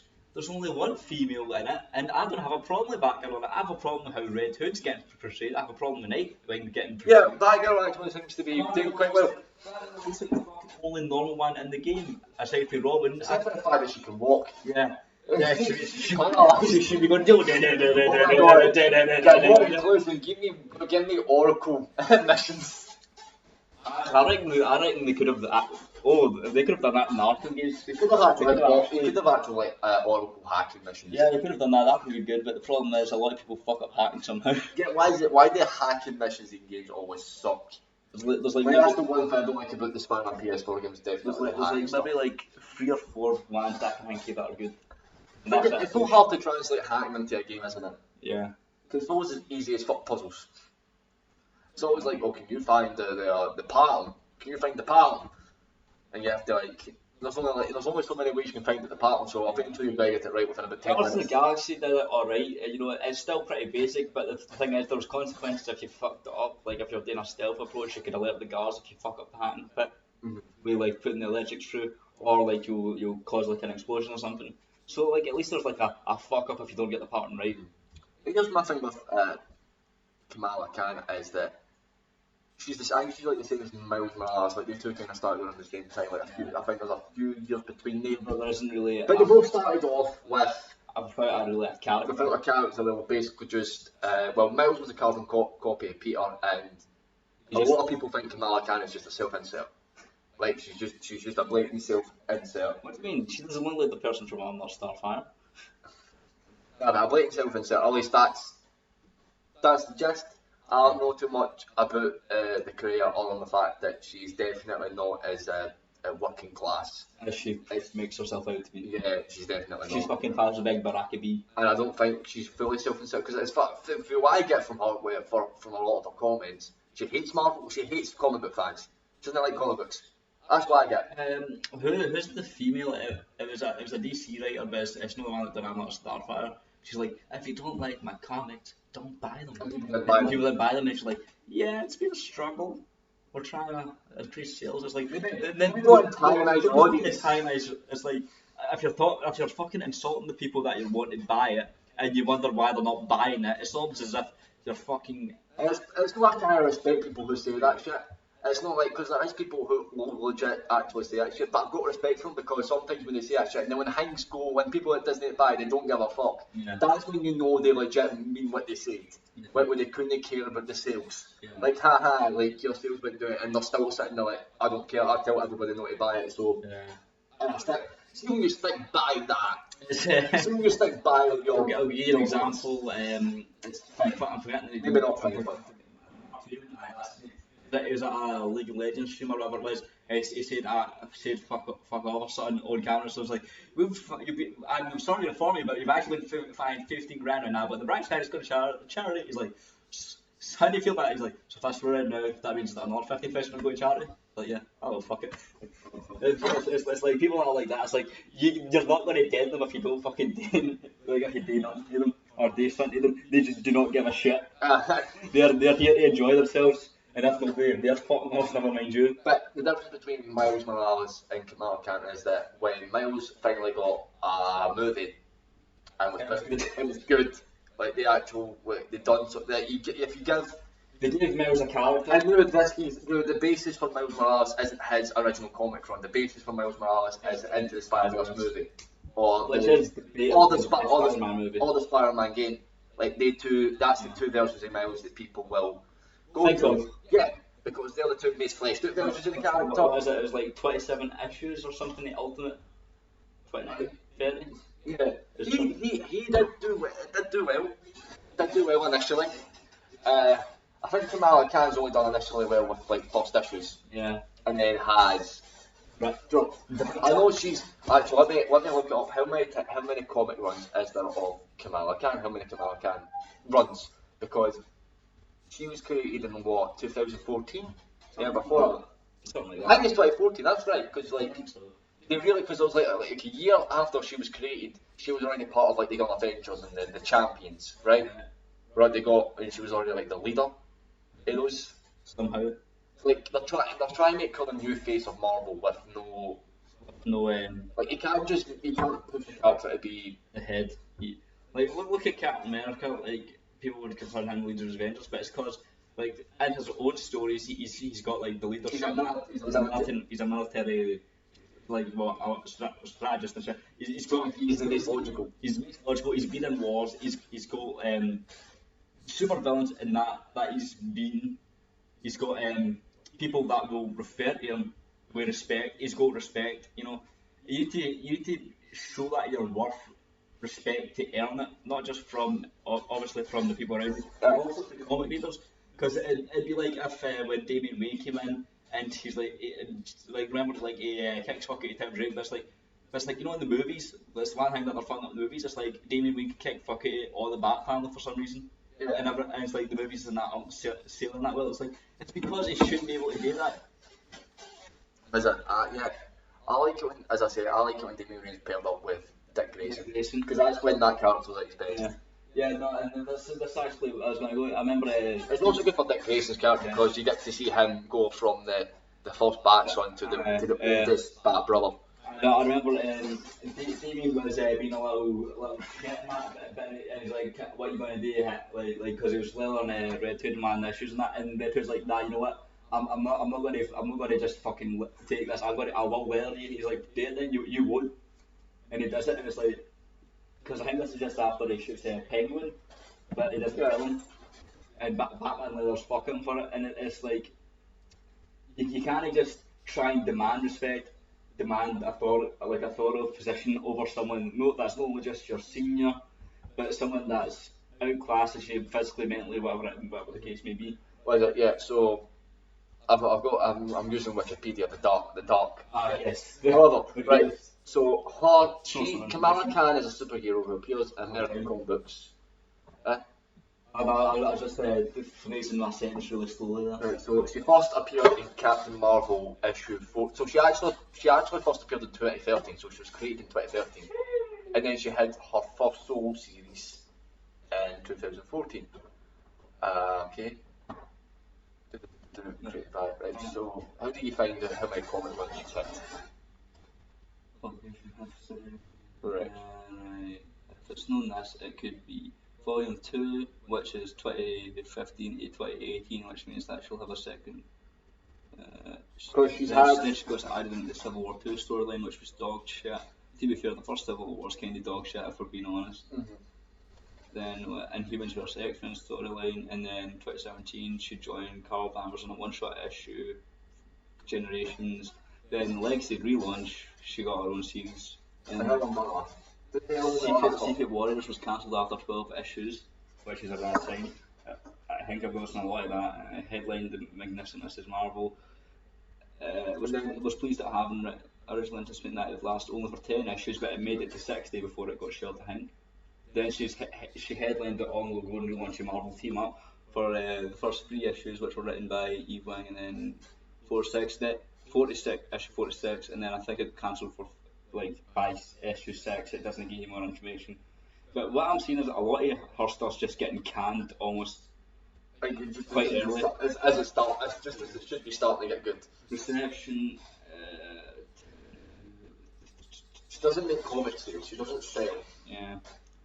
Opportunity is something new to pop culture, trails of Muslims, blah blah blah. But it's but removed it due to public backlash because a Muslim cannot be a superhero for Pete's sake. There's no on the fly.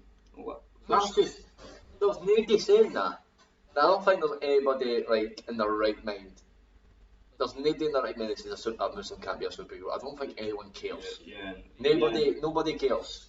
Nobody cares about your religion. It's just about whether you're a well-written character. When I first heard about Miss Marvel being this brown t-shirt, I thought it was really cool that we're finally genetics on top of that. I thought it was really cool because it's a big company, but that's only up on here. I don't know why they're using an example when I first heard about them. And if you think it's really cool just because you're getting represented, it's like, nah, I want to see how they're representing the character before I'd say, oh, that's cool. Mm-hmm. Critical reaction, there's nothing to love about Miss Marvel. Issue 1, every character's wealth is it. Oh, nothing not to love, sorry. There's nothing not to love, so this is getting that. This is a good review. There's every character is well formed and distinct story, lovingly crafted, the art meticulously planned, and at times downright funny. Makes a delightful debut, but this is for issue 1. Broke into comics, okay, then I'll move here. Alright, stole our hearts, and has since stolen awards, sales in Alright Our Hearts, but there's contradictions with that because of how often she got cancelled with issues. Yeah, if she was selling, wouldn't she keep going? This is what I mean, like, how long was Ultimate Spider-Man running for? Ultimate Spider-Man isn't just like, 12 issues Ultimate Spider-Man then. Like, Ultimate Spider-Man, the one, so far, she's been nominated for a lot of stuff. Let's see, 1, 2, deservingly. 3, 4, 5, 6. You could debate deservingly, but she's won 6 nominations out of 1, 2, 1. Nominations are usually just a bunch of smug people patting each other on the back. 7, 8, 9, 10, 11. So that'd be 17 nominations. She's only won 6 times, which is not bad. But the thing is, what did she win? What was the thing is, Dwayne McDuffie Award for Diversity in Comics. That's one of them. I think she won that one. Yeah, she did. Do we actually need to reward? Dragon Award, which is best comic book. I'm sorry, but see if you don't listen and say like, the real world is an actual diverse place. Outstanding artist, which is fair enough. You can rate that art if you want. I think the art's actually it looks kind of good. Yeah. It's not horrible. It's not the worst art I've ever seen, but Kamala Khan is not. Have you seen some of the Kamala Khan like artwork? It actually looks like she looks goofy. Like her mouth, sometimes when she opens her mouth, it looks far too unhinged. I've only seen 2 that I'd say could hold anyway, which is best like first issue, which is debatable, but you know what? If you want, but makes Kamala Khan like artwork makes it looks like her jaw's broke. It looks like her jaw is actually broken. Like her mouth is gonna be a white book. Feels on the studio's efforts to increase diversity in female characters. Is it all diversity? Which sounds like excuses. Is it all just rewards for diversity? A lot of it is. There's like only there's like best pencil on that, but that's all. Is there any awards like writing, like best written story, or like I don't know what it was, like comic books? Yeah, no, there's nothing really here that is like worth anyway. But if like best head writer or like best sales or anything like that, nothing like that. Sales. Let's go on. Sales figures and then day comparisons. Over 500,000 trade paperbacks have been sold as of 2018, and that is for someone that's been around for 2013. That's for 2018 though, but only 500,000 for a character that's getting pushed this heavy. That's not a good sign. Yeah. You'll see some like volumes in that. I feel like anime in that'll reach that just for one volume and getting 500 volumes in circulation, 500,000 volumes in circulation. If it's a big like a relatively big title, but it's like for someone that's getting promoted as heavily as she is, it's supposed to be a sales figure, which I don't. Maybe this is good sales figures for comics and that, but it's like Yeah, comparatively to other Marvel. But I don't know. Like compare, I don't know, man. I think the best thing to do would be like, let's compare like a Spider-Man series, like let's compare Spider-Man to Miss Marvel.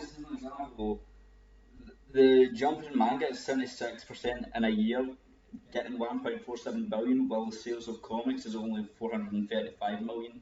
So it's nearly actually it is they're making over a billion more in comparison. So what was that? What was that? What 500 million for the Miss Marvel? 500,000. 500,000. So is that not even in the? That was 2018. Is that in the million range? 500,000. That's not even in the million range. So that's not even breaking what Marvel's estimate is actually maybe bringing in, which 450 million, did you say? Yeah, 435 million. And the manga's doing 1.471 billion. So that's in that scale. So I think that's kind of low. These sales are low, right? Of course, she's not selling, is what I'm hearing. She's not actually selling. And is that due to racism or sexism or prejudice? Do you think any of those? Do you think any of those factors? Some of it, however. Yeah, but that's got to be a minority, right? Most people don't care about these type of things.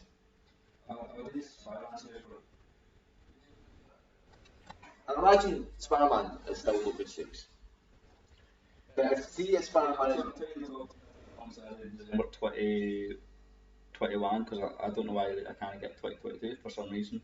But it's a Batman issue, then Devil's Reign, Venom, Inferno, VR, Berserker, which is a Boom Studios, which I think is an independent, Hulk, then Amazing Spider-Man issue 80, then issue 81, Avengers, Hulk, X-Men, Star Wars, Crimson Reign, Batman 2021 annual, Amazing Spider-Man 80, issue 80.1. Mm-hmm. Batman yeah. A lot of Batman stuff I'm seeing, as well as Spider-Man's popping up every now and then, some Star Wars stuff. Moon Knight, Daredevil makes an appearance. That makes sense because Midnight was Midnight,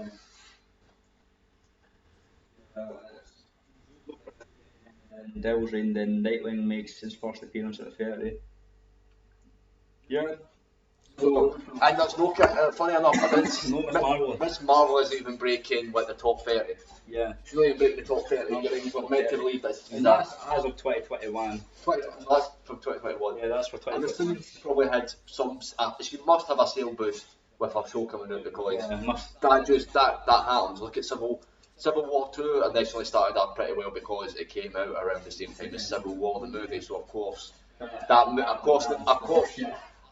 a movie and a show is going to make your sale boost look good for a period of time. But one of them will you stick the land, isn't it? Yeah. It's far too long. We are actually sweating just sitting talking. So 34, Gunslinger Spawn, not even Marvel. So there's independent companies. Independent companies actually jumping up, which is impressive. And I've got right to 50, and then it's been. If you go, there's been name Miss Marvel. Literally, number 5's that from Boom, and I'm pretty sure Boom's independent. So Marvel Comics and DC Comics are obviously headlining. They're headlining with characters that have been established for decades. Yeah. Decades characters like. These are like it's Batman and Spider-Man, the X-Men. Really surprising characters other than maybe like Spawn or something. Yeah. But Spawn always tended to do well. But even then, that's like that. There we go. There's why are we not talking about Spawn being in the top 50 then?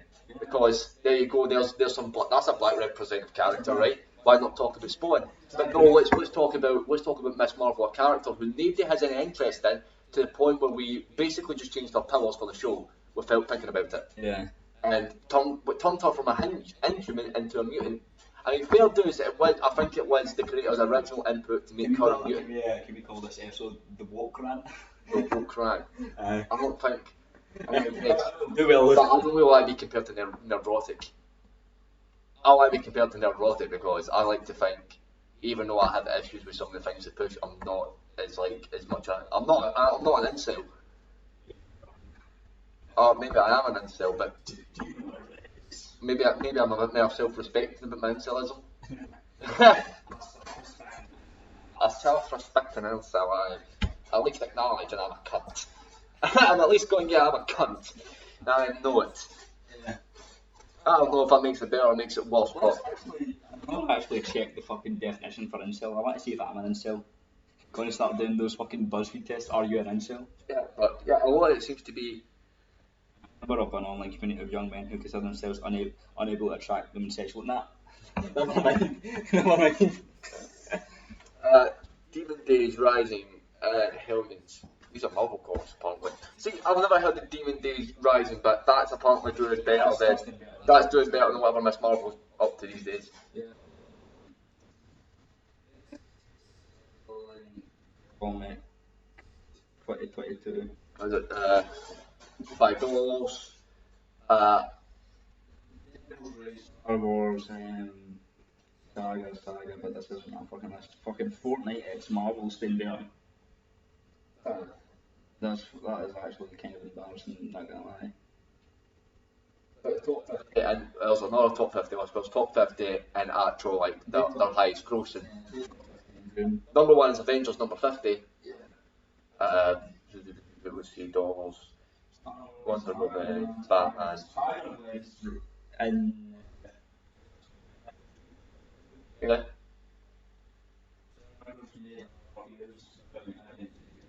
Thing is, there does seem to be like a lot of, I'd actually consider a lot of diverse things in the top 50. Like a lot of characters, like Wonder Woman. Like Wonder Woman's on here. The X-Men have always been diverse, right? They've always been an allegory for like homosexuals and stuff. So, and they're doing pretty well still in terms of sales. I mean, I know the comic industry is doing worse off than they used to comparatively, but even then, the ones that are still doing the best, even with them kind of going downhill after so many years, it's still the heavy hitters. Still the heavy hitters. It's not like, which is what you'd expect, but the problem is a lot of these new characters aren't really given any swings. They're not. Exactly. People going in expecting him to be the next best thing. Yeah. Do you remember how like they started off with Spider-Man? Spider-Man was just like, it wasn't obviously it was an idea Stan Lee really wanted to do, but he basically was just, they put him in one throw behind and said, I can do whatever I want in this series, so I might as well just since I have that idea, I'll put that idea in there and I'll just, at least I got to do the idea. Yeah. That was it. Like, after putting Spider-Man in Amazing Fantasy 15, was it? After putting Spider-Man in Amazing Fantasy 15, that was meant to be it. There was never going to be like, oh, I'm going to do Spider-Man again, this is going to be my plan to get Spider-Man popular. It just so happened that people resonated with the character. And then the publisher, seeing how much money it made, and was like, yeah, do that, do more of that. I realise you are doing limited runs and just trying to mix and match to see what can work. Because if you have a checklist before you have character beats, then you're doing wrong. Yeah. It's like, a lot of us watch Blade. We all love Blade. Everyone loves Blade. And it's took them how long to get Blade? Like, how long ago did they cast the Blade actor? Did they cast him before Infinity War came out, right? Yeah. This is the same actor as Cottonmouth. Yeah, he's been casted before Infinity War, right? I'm highly certain of that. He's been cast for at least a couple of years anyway. Very years, right? I'm pretty sure he was cast before they even cast Miss Marvel. Really? Miss Marvel is got her show before Blade does, right? That is some high key disrespect to your OG Black Marvel characters. Yeah. Like one of your original characters who had an original premise. Like not even just that, one of the ones that set the foundation for the MCU. Exactly, and Blade is a character who stands on his own. He's not a legacy character. He's not a legacy character. He is his own man. Blade is his own man, his own legacy. And you're going to like disrespect him. You've got to disrespect the man who arguably paved the way for X-Men and Spider-Man to make the superhero genre what it is. Yeah. Like, if it wasn't for Blade, would we have got Sam Raimi's Spider-Man? We would have got the Dark Knight trilogy. You know. Probably not. We need the Wesley Snipes and Stephen Dwarf. Again, I watched Blade 2 recently. That's still. I still love it. That's still. My favourite thing is it's Del Toro that done it, isn't it? I'm pretty sure he got told like, he was wanting to make as a. I don't think he done the second one, and I don't remember who done the third one. Yeah, no, the thing is, I remember he got like he's wanted to. I think it was Hellboy because I can't remember if Hellboy came out before or after, but Hellboy came out after. Hellboy came out the same year as Spider-Man 2. Yeah, he wanted to direct it, but he's like, nah, you've got to direct Blade first because he's like, alright, but I want to do whatever the fuck I want to do. They're like, cool.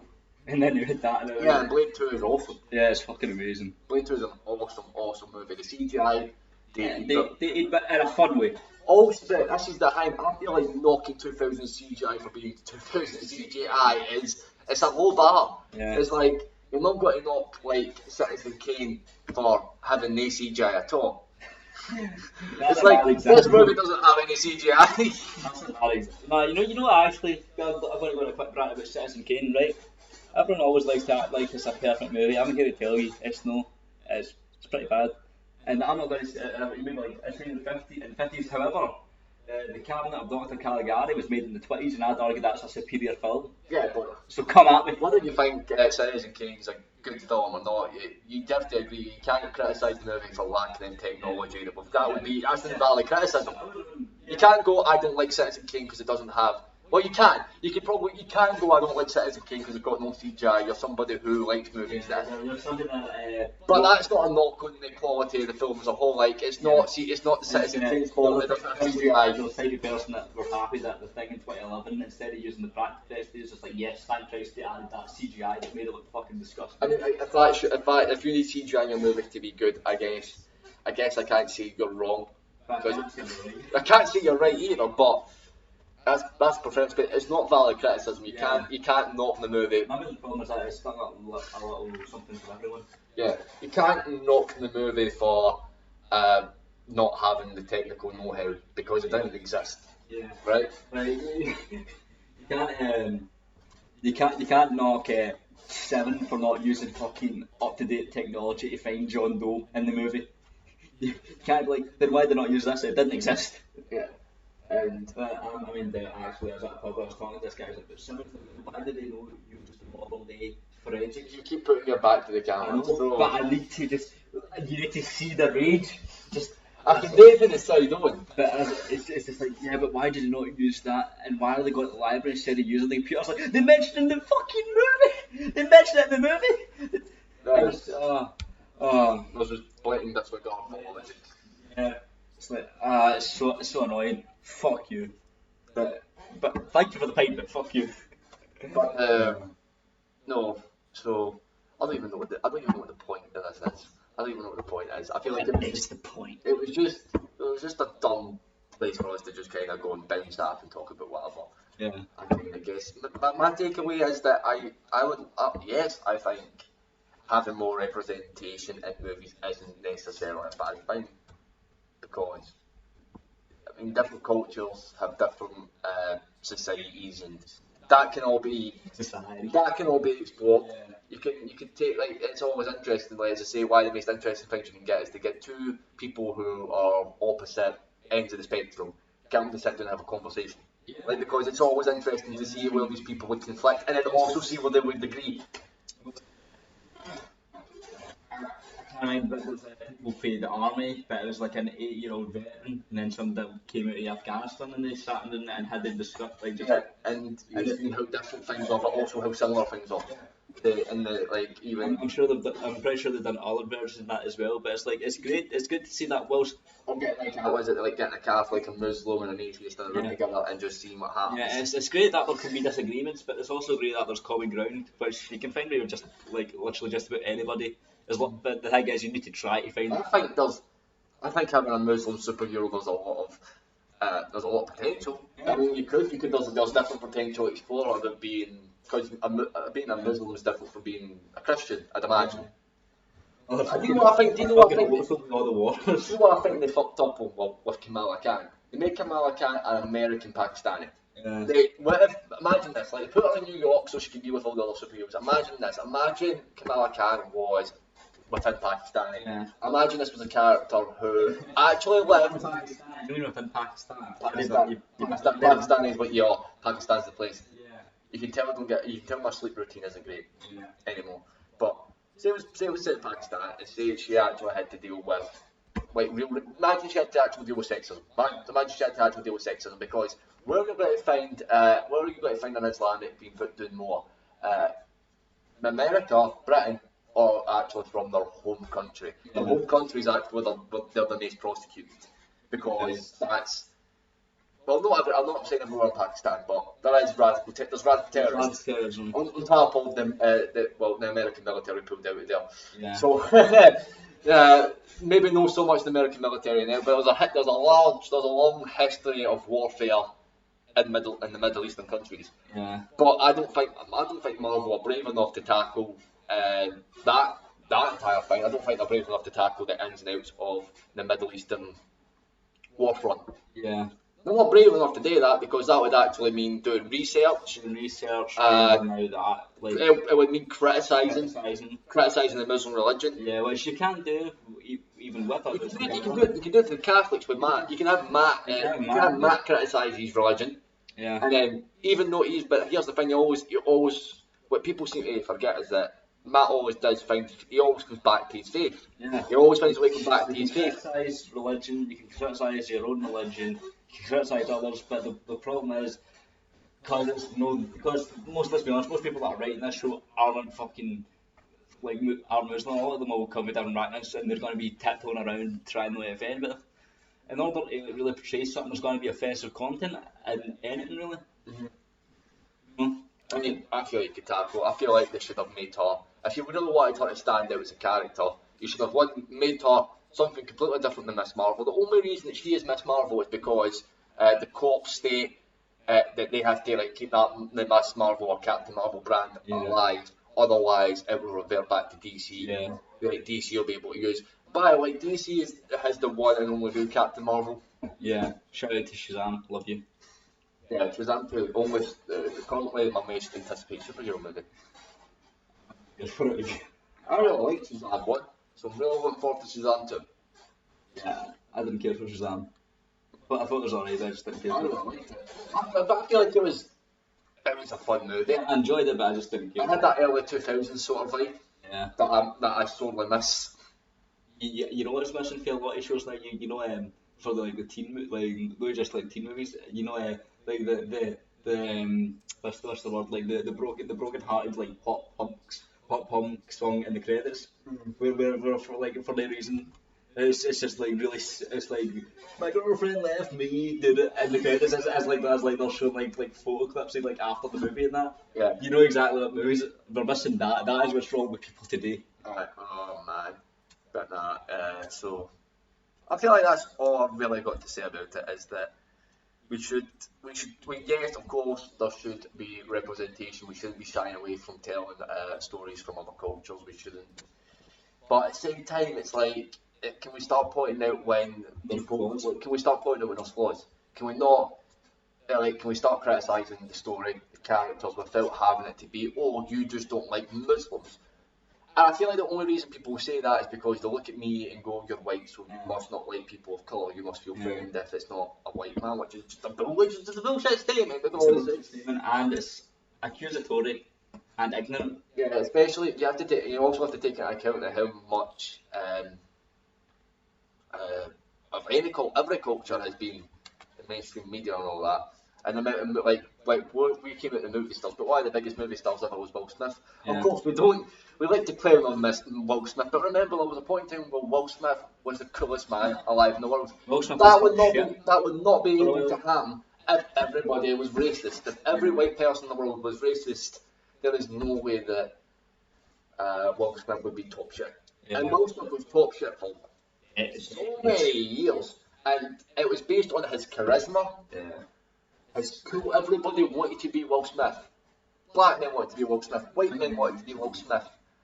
Everyone wanted to be Will Smith. Will Smith was cool as fuck. Will Smith. Everyone wanted to be Will Smith. Everyone wishes they were as cool, as charismatic as Will Smith. And then you realise, no, you don't want to be Will Smith because then I'd be married to Vision. G.I. Jane, yes. The G.I. Jane looking ass. You've been married to Gloria the Hippo, and no one wants that. I'm so sad. I don't know, like, keep my last name. And you know how I like, go like, as long as you tell her to keep other men's dicks out of hers. I really wish she said that. Always Chris. You can tell who's going to. You can tell who's going to say something along those. Oh, I'm not. I could. It's that. I feel that so much when somebody says something to you. You're like, oh, I could so destroy you in a second, mate. But oh, gotta keep it professional. You know who I wish was doing that instead? Because they would have said that. Dave Chappelle. Oh, Dave Chappelle probably hooked him. No, but just because like you know he doesn't care about cancelling and shit. He just feel like, well, I guess gotta say this. You tell her to keep. No, but Will Smith would have walked up to slap Dave Chappelle. Yeah, because he knows they're both fucking hooked back. Dave Chappelle's not going to take his shit. I wouldn't walk up to Dave Chappelle and try to start on him. Yeah, you know what it excites me for? Like this has just made me excited for Spiral 2. It's going to happen. More the Spiral 2. Yeah, Spiral 2. Well, Will Smith is the bad guy. Will Smith's actually I'm forgetting his name, but is it Charlie? No, Charlie's what he called his son, who's actually Zan. What his real name was? I forget his real name, but what's the character called? Shanks. Shanks is actually Will Smith. He's just wearing makeup. He was white-faced the whole time. He's white-faced the whole time. Keep my wife's name out your fucking mouth. But yeah, I feel like we've made a point. Did we make a point? It might not be a good one, but we made one. I think what we succeeded to do is to show people that we don't really like Miss Marvel. Yeah. I think that's the only thing that's doable, and I feel like that could be took in any way. I feel like, yeah, people definitely be like, yeah, there's definitely, like, I don't care. That's what it is. All you can do is be honest. All you can do is be honest and be like, well, I don't particularly have an interest in this character, and I will admit that I have very little exposure to her, but the exposure I have had to her has been negative. I wouldn't say negative, mediocre. Mediocre, like mid, very, like lukewarm. Like I don't hate it. I'm not like against it. I'm not like this is the worst thing ever. But at the same time, I'm also a bit like, yeah, but it's not great. It's like our wife's. It's so clearly like mid-range.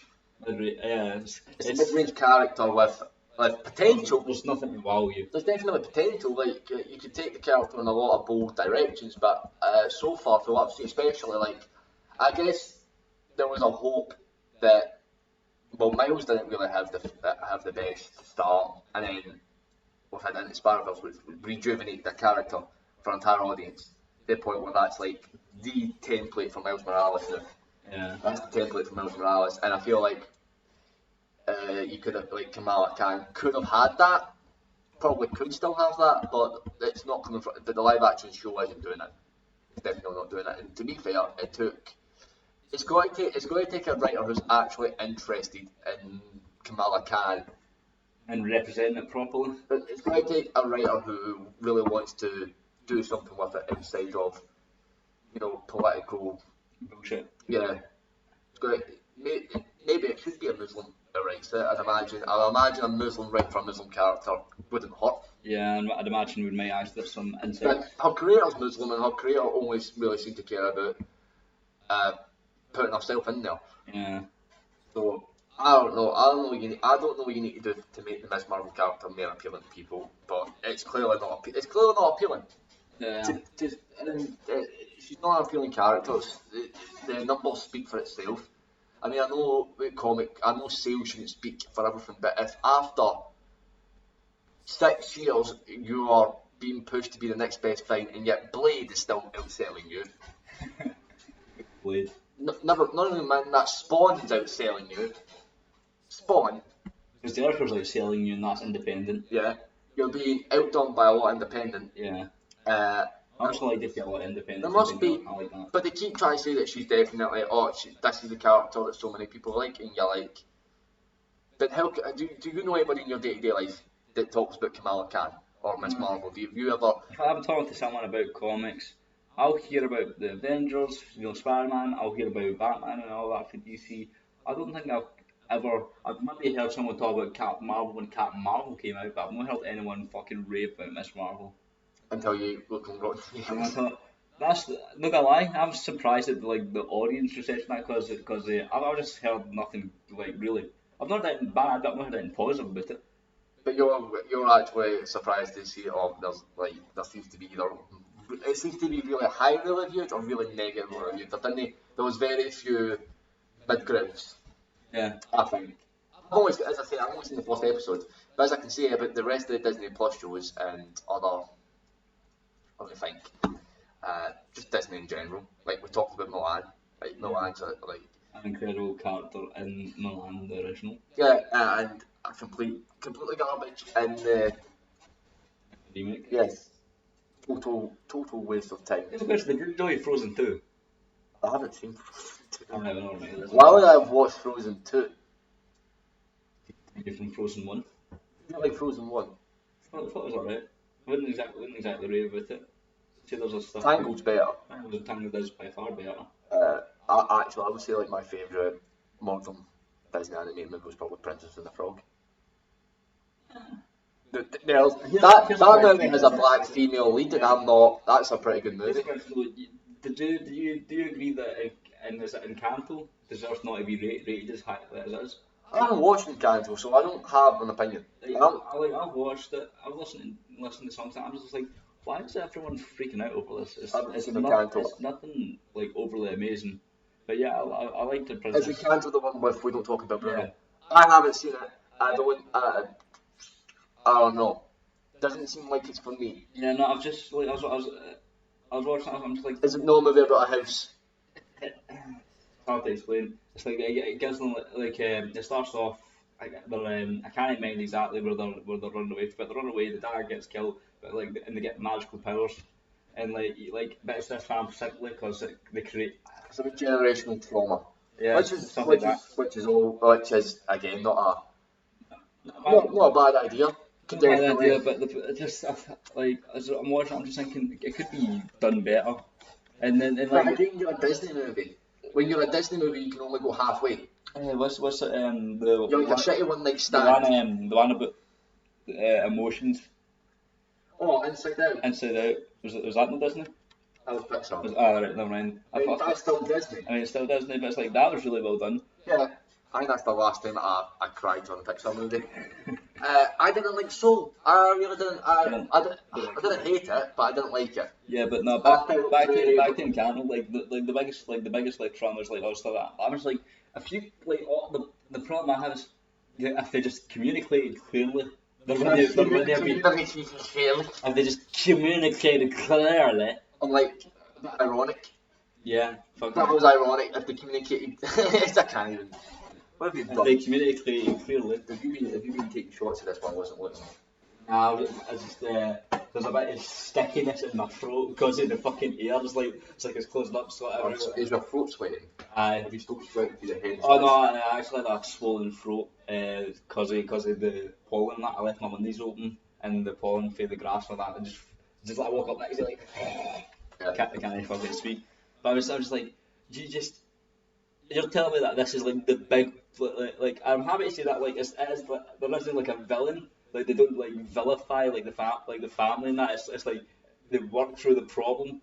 So that's obviously happening. But it's like, it's like all you had to do was just communicate clearly.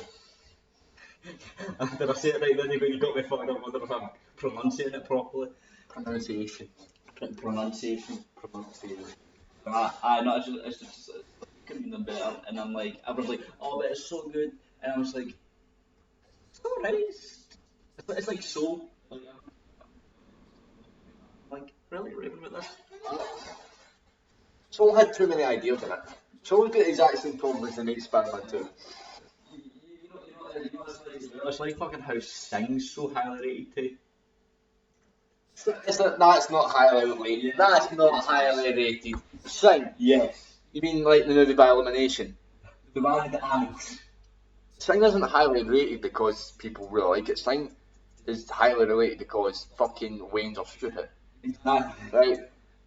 I mean, I think Sing completely. I find it inoffensive. Right? That's the best way I can describe it. I mean, I'm not saying they're good. I didn't say they were good. I didn't say. I just find them to be inoffensive kids movies. However, I think kids movies can try a little better. Yeah. Right? I mean, I think we had better kids movies growing up. We had The Iron Giant, The First Incredibles. Oh yeah, the Lion King, the original The Lion, original Jungle Book. Cinderella, Sleeping Beauty. I'd actually argue they're all pretty good movies. Argue that despite obviously What dated characters, but it's the 1950s. What are you gonna do? As long as it's not proper. I mean, one of the things that they don't show anymore, and I think they rightfully don't show, is the Soul of the South.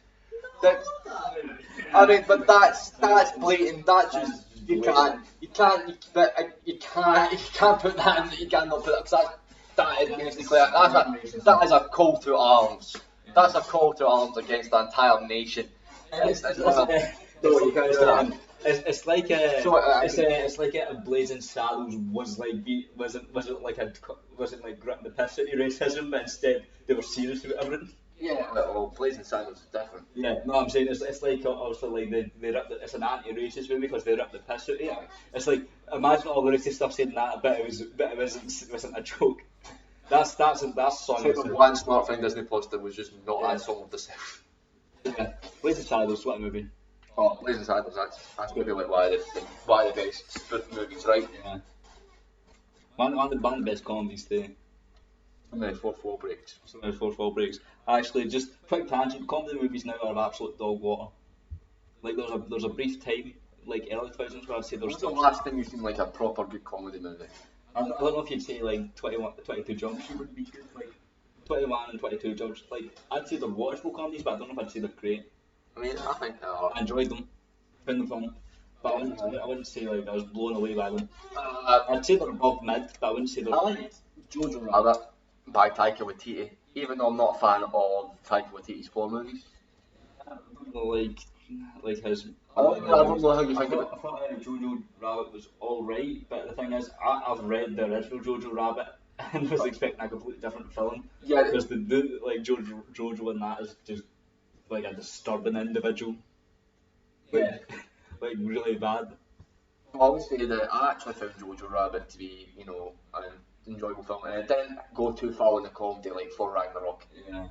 I've not seen Thor Love and Thunder, but as far as I know, Thor Love and Thunder is basically just a more extreme version of Ragnarok, and Ragnarok is it's not extreme enough. It's not that good of Ragnarok is not that good a movie if you compare it to the rest of the Infinity Saga. Yeah. I mean, who cares about the Infinity Saga because every plot hole or every character mishap can be explained away by Kang did it, which I fucking. You know, I want to see another movie made in the same way as like the Monty Pythons or like Aeroplane. Yeah, Monty Python. The best comedy movies I can think of all have like something. Like they're older. They're older. They're fucking stupid, but in the good way. They really have punchlines. Yeah. Airplane's an excellent. Alien's an excellent. Shirley can't be serious. Yeah. I am serious, and don't call me Shirley. Like it's nothing but punchline, but it's because it's rapid fire succession. It doesn't give you time to breathe. Yeah, they're the best type of movies. I would say Deadpool movies are funny the first time you watch them. And then you watch them again and you're like, fucking. I wouldn't say they're bad movies. I mean, I would still rather watch. I would probably watch one of the Deadpool movies over basically anything in Phase 4. I mean, like I'd still rather watch them, but at the same time, I'd turn off Deadpool. Like, what about Star Wars? Did Star Wars? I watched the prequel. The original. Clone Wars. Mandalorian. Yeah. I don't know about Book of Boba Fett. I've not seen it, so I can't really. Mid. The best bit of the Book of Boba Fett is when Boba Fett isn't in it. It's when Mando shows up. That actually helps me. That is when Mando shows up. I think the big problem is they tried to get the same dude for Clone Wars for Episode 2, and it's like you seen him. He's upset with how the Boba Fett show turned out. He thinks Boba Fett should be near badass. Yeah. He was in the show. Yeah, no, he thinks I don't want Boba Fett to be this crime boss who's like a pushover. I want Boba Fett to be the badass bounty hunter. Yeah, I I want to be a badass bounty hunter. I wanted comics Boba Fett. Oh yeah, like the expanded universe Boba Fett. And then I remembered, oh yeah, Gunslinger Boba Fett. Gunslinger. Give me like Gunslinger Boba Fett, not Boba Fett that was taught by Tusken Raiders. Yeah. The Tusken Raiders. Of all people. Oh, fucking hell. Actually, on top of that, I just want fucking comic book Star Wars. I don't want fucking Disney Star Wars. Give me Kay Skywalker and all that. Give me fucking Darth Maul. Give me I'm forgetting the name, but the dude that's the really one guy. I'm forgetting his name. They just don't try to add in like, I don't know. I'm not against politics being in Star Wars. I think the Star Wars prequels, outside of like the dialogue, I mean the politics, I would say politics are handled well for like a sci-fi fantasy. Yeah. Like, give me Darth Bane and Darth Zana. Give me those stories. Don't give me fucking what you're giving me. Give me something with substance. Give me something with substance. Heck, give me Darth Revan and that. Give me like an actual fucking. Like, by the way, see if I was to ever get in, like, if I was to be a Star Wars series, it'd be something like the Old Republic. Yeah, like this, but I would make it so like vague enough that like it doesn't even need to be in the same universe as the actual, like the original trilogy. It can just it could just be its one thing. That way you don't need to worry about setting up to like. So I feel like one of the worst things they could do is like try to use like an Old Republic series and then try to tie it into the prequels. Like, oh, now we're getting to the prequel era. Like, no, you don't do that. Yeah, no. Don't do that. Just make the Old Republic its own thing. Just make it. Let people be excited about what happened then. Don't make them think about what's going to happen now because it's in their. Right, you've got to give the story its stakes. You've got to give the idea that something bad can happen. I've got Old Republic series, and I would basically pick Revan as like the main character. Yeah, Revan's a great like protagonist as well as he could also fill an antagonist spot if he didn't even want to make it about Revan because obviously he goes rogue for a bit. But the thing is with Revan is you don't need to. He's a multi-dimensional. You could take that aspect where he doesn't know who he is, and then it could be like a twist. Imagine you're the main character and like you discover artifacts about Revan. You're basically finding out more about Revan only for like some point, like maybe like the second season, to have like the big massive twist that he is Revan. He was Revan this whole time. And that really like puts the character for a spiral. Yeah. And then you can have like the whole. You can either have like Revan, basically on my dark side and my light side. You can have a lot of things with that. You can put in a ton of stuff with the Old Republic. You don't need to follow. You wouldn't necessarily need to follow the Knights of the Old Republic game. You can cherry pick certain aspects from the Old Republic. Just give me a good Star Wars game. No, give me a good Star Wars. And you give me a good Star Wars game as well. Jedi, what's the next? Jedi Survivor. Yeah, that's gonna. Yeah. It looks like it's gonna be good. I hope so because I really like Fallen I Order. like Fallen Order. Give me more Knights I of think, the Merin. don't get me wrong, I think it could have been. I think Fallen Order could have been more polished, definitely. But I'm hoping that they take the core aspects of this game. I'm actually a bit bummed we didn't really get any DLC for Fallen Order. Yeah, that's up. I feel like But it's EA. even if it was like a small fan or two. Yeah, but it's EA. What you expecting? They don't really like I'm singing. expecting to be in the game. I'm expecting to be in the game. EA Sports, it's in the game. Yeah. But yeah, in Star Wars, I would say Star Wars under Disney has been totally wrecked. Totally ruined. What they did to Obi-Wan Kenobi Actually, what they done to fucking Finn and Rey, because like despite saying about Rey and that, Rey and Finn have potential and they just get fucking ruined. There was a lot of potential about a stormtrooper who's defected. I think you've got John Boyega. John Boyega's an amazing actor.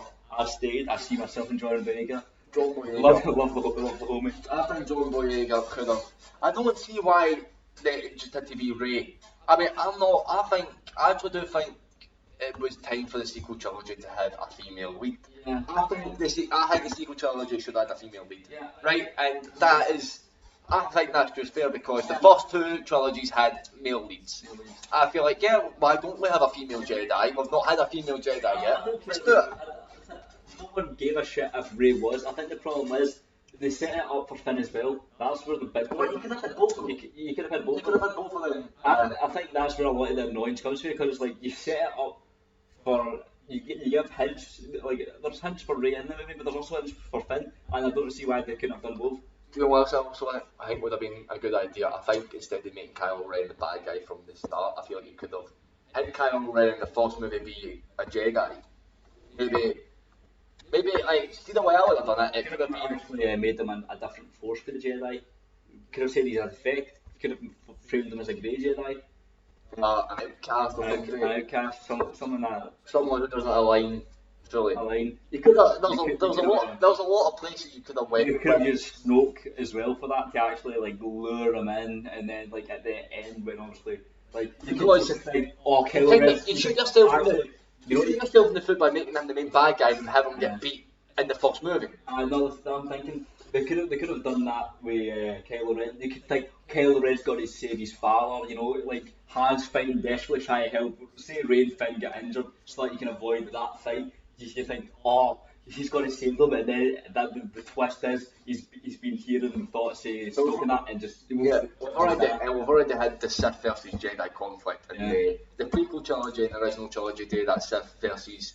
We see the Jedi fully in power in the prequel trilogy, Yeah. and then we see the Sith in power in the original trilogy, and we see how the tables turns and all that, right? So I feel like the sequel trilogy should have had something that was, you know, something that the Sith and the Jedi could have teamed up to defeat like a bigger bad.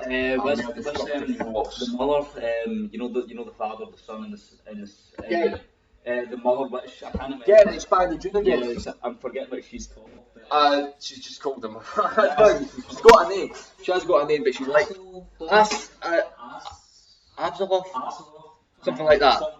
She's a terrifying character. That could have been amazing. That could have been I'm amazing. pretty sure what does Luke not have to tap into the dark side in order to like. And it's He doesn't even beat her. He can't even beat her by tapping into the dark side, and that's how like destructive that character was. Like even dark side, like even Luke fully balancing the light and the dark, barely stands a chance against him.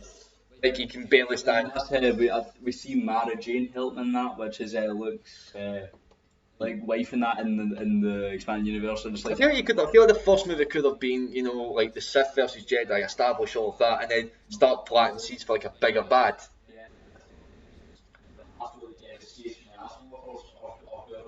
Yeah, like she's basically like the Star Wars equivalent to Carnage. Like if you put Carnage in like a Spider-Man story, you're expecting fucking mayhem. You're expecting this is like the one time when an overpowered character just going about the place.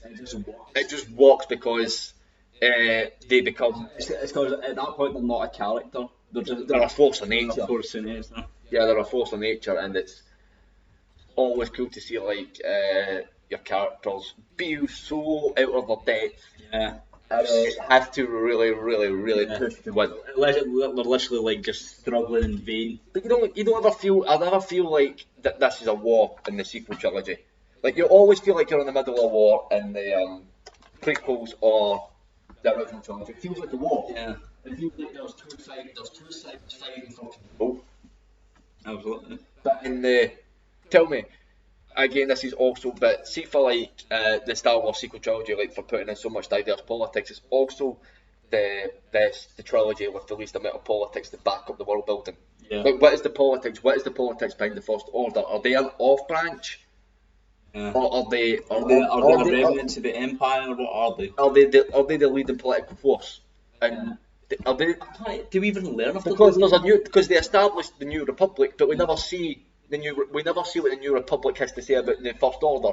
If the First Order aren't part of the New Republic, then how come the New Republic haven't? Why is it the Resistance? Why are they called?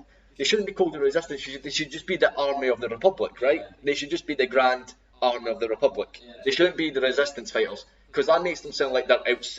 That makes them. That sounds like. It's not like in the original trilogy where they literally are the only ones fighting, like the only ones resisting. You could have answered this by making that a proxy war. Like maybe there's two sides. Maybe like from the original trilogy, what happened was maybe there's like two superpowers like Russia. You could have made it like the Cold War. You could have took for the Cold War for inspiration, well, there's two superpowers having proxy wars, which I feel like I feel that was what part of that one of the ideas that the Last Jedi was trying to basically do. It just didn't work. But then that got wrapped in the Rise of Skywalker. Yeah. It was barely for it. It was barely for it. But that's an interesting perspective. I mean, That is. you could have had the Resistance and the First Order were actually being played. Yeah. Like you could have, you could have done it. So let's be honest. Like everybody complains about the politics in the prequel trilogy, but the prequel trilogy has better politics than the so-called sequel trilogy. Yeah. Like actual Politics. actual politics that are story based, like story based politics, like actual delegations. When somebody like see when Jar Jar Binks gives like executive power to Chancellor Palpatine, that's not just a political thing. That actually has implications. Yeah, it gives Chancellor Palpatine the edge to basically make the Empire. It's him one step closer to his master plan. What is the politics in the original trilogy? I mean, I would say the original trilogy doesn't have that much politics, but it's got enough. You understand that it's established that the Empire are the controlling force. Understand You don't need it. You don't need even just looking at what you call it, Tatooine. You can see just for that it's a smuggler's paradise. There isn't really any law. You can see that the driving force may well be the Empire, that they don't really have a graspy leeway, and that helps. You see the Empire patrolling the streets like the SS. It's got imagery from like the Nazis and things from Vietnam. So it takes a lot of real. It takes enough real world inspiration to make it seem believable enough without, sacrificing fantasy. And make sure to keep that fantasy element. Like, this is not real. You can still switch your brain off and have a good time. But we need to have enough. We have to have enough like real world material to make it somewhat believable. Because if you just have the First Order show up with basically no insight, how did they have the funds for the Starkiller base? Like, of course, the Empire, the Death Star's already there. But when you establish the Empire as being controlled for over a decade, like, it's established that they're being controlled for at least over a decade.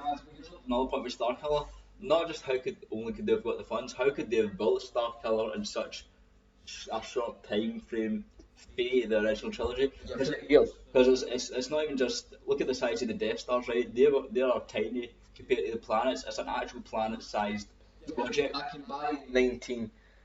I mean, I guess 30 years. I mean, I would say the Death Star was completed within 19 years. But and the Death Star had to Starkiller base. So we don't actually know when did Starkiller base start. Yeah, when did they start? Because there must have been so many years of peace. I mean, how long has Kylo Ren been running with Snoke? Yeah. How long has Snoke been a major factor? We don't learn that. We don't even learn like. It doesn't matter because the Last Jedi burns all of that to the ground. Yeah. And to be fair to Rian Johnson, J.J. Abrams didn't have a plan. Because J.J. Abrams never has a plan. J.J. Abrams he has mystery box. It's got a mystery box that he doesn't even know what's in the mystery box, so it's fucking useless. What's in the box? It's basically J.J. Abrams' entire filmography. What's in the box? We just See what you want about what's his face? M. Night Shyamalan. I know everybody says his twists are predictable, but at least you can predict his twist. At least you know there is a story going somewhere. If his twists are predictable, that means, I mean, it wasn't great writing, but that means that he at least put some level of thought into what you would need to set up that twist. You can't just have he at least realised you can't just pull a twist out of nowhere and go, at least set it up with something. Well, J.J. Abrams, it's literally Palpatine has somehow returned. He's also got a granddaughter. Somehow. We don't, and then you have to go and find like extended. This is what I mean. The biggest problems I've got with like most Disney stuff could just be based on the writing and all that. And then when the political, basically the issues I've got with them being diverse is the fact that when they're being diverse, they're being hella fucking racist. Like, I don't know about you, but I feel like if I was, a person of colour, I'd actually be quite offended by their attempts to appeal to me. Basically, you can't think for yourself, black man. We know exactly what you are, and that's just. Can you imagine? If you imagine talking to a person of colour the way that Disney talks to, or basically tweets, you wouldn't talk to a person because that would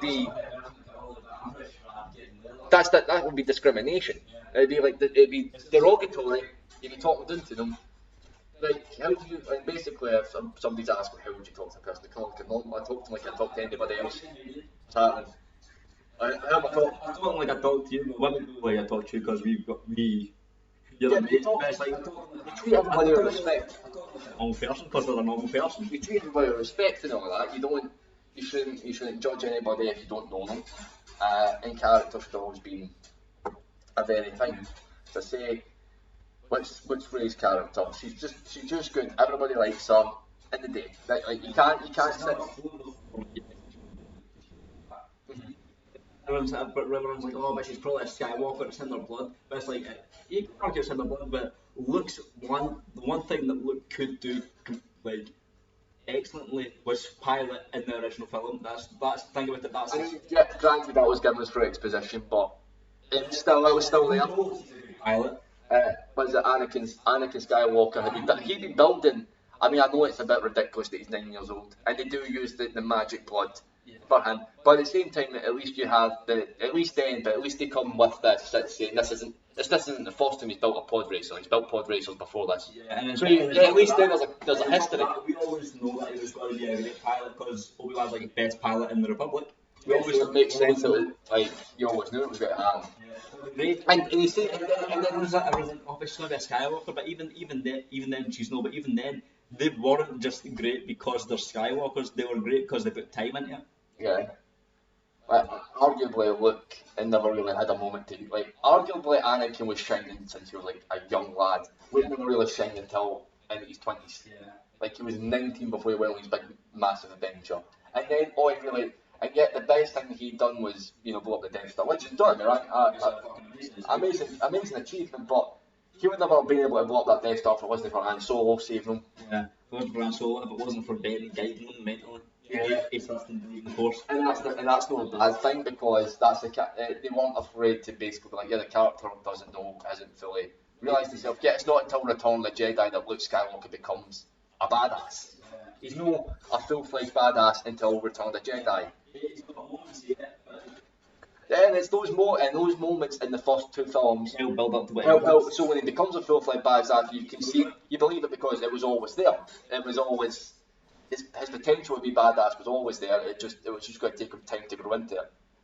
And the thing is, obviously everyone's like with Kylo Ren, it's like, he's just his dad, but it's like, unlike with the dark side, where it's like he doesn't fully believe in the dark side. Obviously if you're fighting the dark side, he gets you stronger, but I can believe that like he doesn't because he's confused. He doesn't have the Sith yellow eyes. He doesn't have the Sith yellow eyes. I can buy that he's maybe not 100%, but I can buy that he's in pain, and that he literally nearly shrugs off a bowcaster shot, which we know explodes stormtroopers, which is enough for him. But he shouldn't be losing a Rey in a lightsaber battle. Granted, obviously he's fought with Finn, but all Rey has to do is believe in herself. Yeah. That's all she has to do. At least with Finn, we know he's had combat training. We know he should at least be able to understand how to use. So you're telling me the bad guys, when you use like the typical fight, all Rey has to do is to believe in herself, and that's what makes her good. So you're telling me that the racists don't believe they're racist enough, right? Yeah. Because if people believe in their racism highly enough, they should be able to just make racism come back. And this is the thing with Finn. If he got a hit on Kylo, it'd be believable because he's been around weapons his whole life, right? Kylo's wounded, right?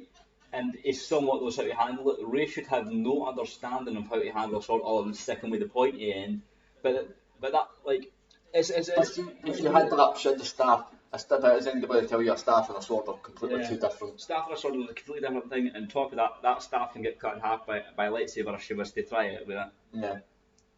So, it's like the ergonomics actually fighting with like a sword and let's say a spear are different. I'd argue that you'd be in the better side with a spear, but a spear's not a lightsaber. Well, don't forget the Star Wars ruined Donnie Yen as a performer. Yeah, they ruined kind of a performer. Like, one of the Force and the Force. They should have just made him a Jedi. They should have just made him a lightsaber, like, because he is basically just a Jedi. Did they not watch IP Man? That is an amazing, like, because he does his own stunts. He does. It takes after Willem Dafoe. He does his own stunts. Exactly. Right. I feel like that's been the best like used. Like, say you have it no way home, but let's be honest, they at least used the high-profile actors correctly. They used Willem Dafoe correctly. They used Alfred Molina correctly. It's actually shocking, isn't it? Like how well Donnie Yen, though, like the one thing he's like unanimously known for, if you know nothing else about him, is that he's a great martial artist. Oh, we're just going to come stand around talking saying he's one of the no, they did give him action scenes, but imagine how cool his action scenes would have been if he actually got a lightsaber. Yeah. Donnie Yen could have been. Imagine a Donnie Yen Jedi movie where he is a Jedi on the run after Order 66, and it's about him fighting off Inquisitors. That would be so fucking awesome. Like, you imagine him like fighting off Inquisitors like on like Mustafar or some shit like that. That would be one of the most top tier. And maybe obviously if you want to make Darth Vader a badass, bring Darth in it. Like, see if you want to kill off Donnie Yen's character, have him be killed. The only person who can kill off a Donnie Yen Jedi has to be Darth Vader. Yeah. But don't make it easy for Darth Vader. Darth Vader has to struggle. Yeah. But once it's not like when he's fighting Cal Kestis, where like he's just dog shit. Dominating. He's just dog shit, and there needs to be a square. Give Darth Vader a challenge, but also make it clear that he's above him. But make it clear that Donnie Yen's character is still like weaker than Darth Vader. But because how cool would it to be see Darth Vader taking on such a strong Jedi and Darth Vader winning? We haven't seen that in ages. I mean, I know the coolest scene we have with Darth Vader right now is the hallway scene, but that's him just fucking cutting through a bunch of rebels. Yeah. I want to see Darth Vader win a fight against a Jedi. Live action. Because do you know how shit it is? Every time Darth Vader shows up, he's imposing and people run away from him, but then he never actually kills Jedi. How many Jedi has he killed on screen? Well, Obi-Wan, Mace Windu technically. Actually, no, can't Younglings. Younglings. If we had been a chance to run a lot of them, they could have built them for all we know. Oh my god, I think the Inquisitors have killed more Jedi on screen than Darth Vader. And I'm including, if you include the Clone Wars, we've seen Anakin kill a good number of people. So, I don't know if he killed any Jedi in Clone Wars, did he? Yeah, but can you count Anakin and that as Darth Vader at the time? Well, they're usually his Darth Vader moments. Yeah, it isn't exactly Darth Vader. Yeah, it's so Rebels. It doesn't kill in Rebels. I think it's fucking stupid. He doesn't get to kill anyone in Rebels. Rebels actually Ezra was the fucking Flash. I bet Ezra's the main character. Ezra's the main character. Rebels is one of those shows where it has great moments, but they're like, it's all to do with stuff in the Clone Wars, like when Ahsoka and Darth Vader show up. Great. Ezra shouldn't have been the main character. Ezra shouldn't have been the main character. He should have been his mentor. Yeah. Kaden Yaren should have been the main character. Yeah. Because he's the one with he's the most interesting man. He's the most interesting man. Easy. Actually, and he is a good character. It's Ezra Bridger, that's what it is. Ezra Bridger. It's not just that. It's they're really big Ezra fans. It sounds like they're really big Ezra Miller fans. Yeah. He kind of looks like Ezra Miller too. Oh my god! It's not just Ezra that gets like moments where he's strong where he shouldn't be. It's who's the last bounty hunter? I'm forgetting her name. Oh, Sabine. Sabine. She gets the dark saber for some fucking reason. She's a bounty hunter, but on top of that, she's also cool and down with the kid. But she's also like a fucking queen in that or some shit. Like there's so much. Does that mean like the guy who plays Gustavo, because he's in the Mandalorian, he's like the main bad guy in Mandalorian in season 1 and season 2. Kills him? Because he's got the dark saber. Does he kill him? Fuck. Yeah, you know what? Actually, fuck yeah. How does he get the dark saber? I bet it's going to be explained in like. Yeah, she's actually lost the saber or something. Yes. We can't have her listen. She's got to appear in the Ahsoka series. I'm pretty sure. Yeah. I'm sure she's. So if she appears in the Ahsoka series, she has to explain what happened to the dark saber because she had it. Yeah.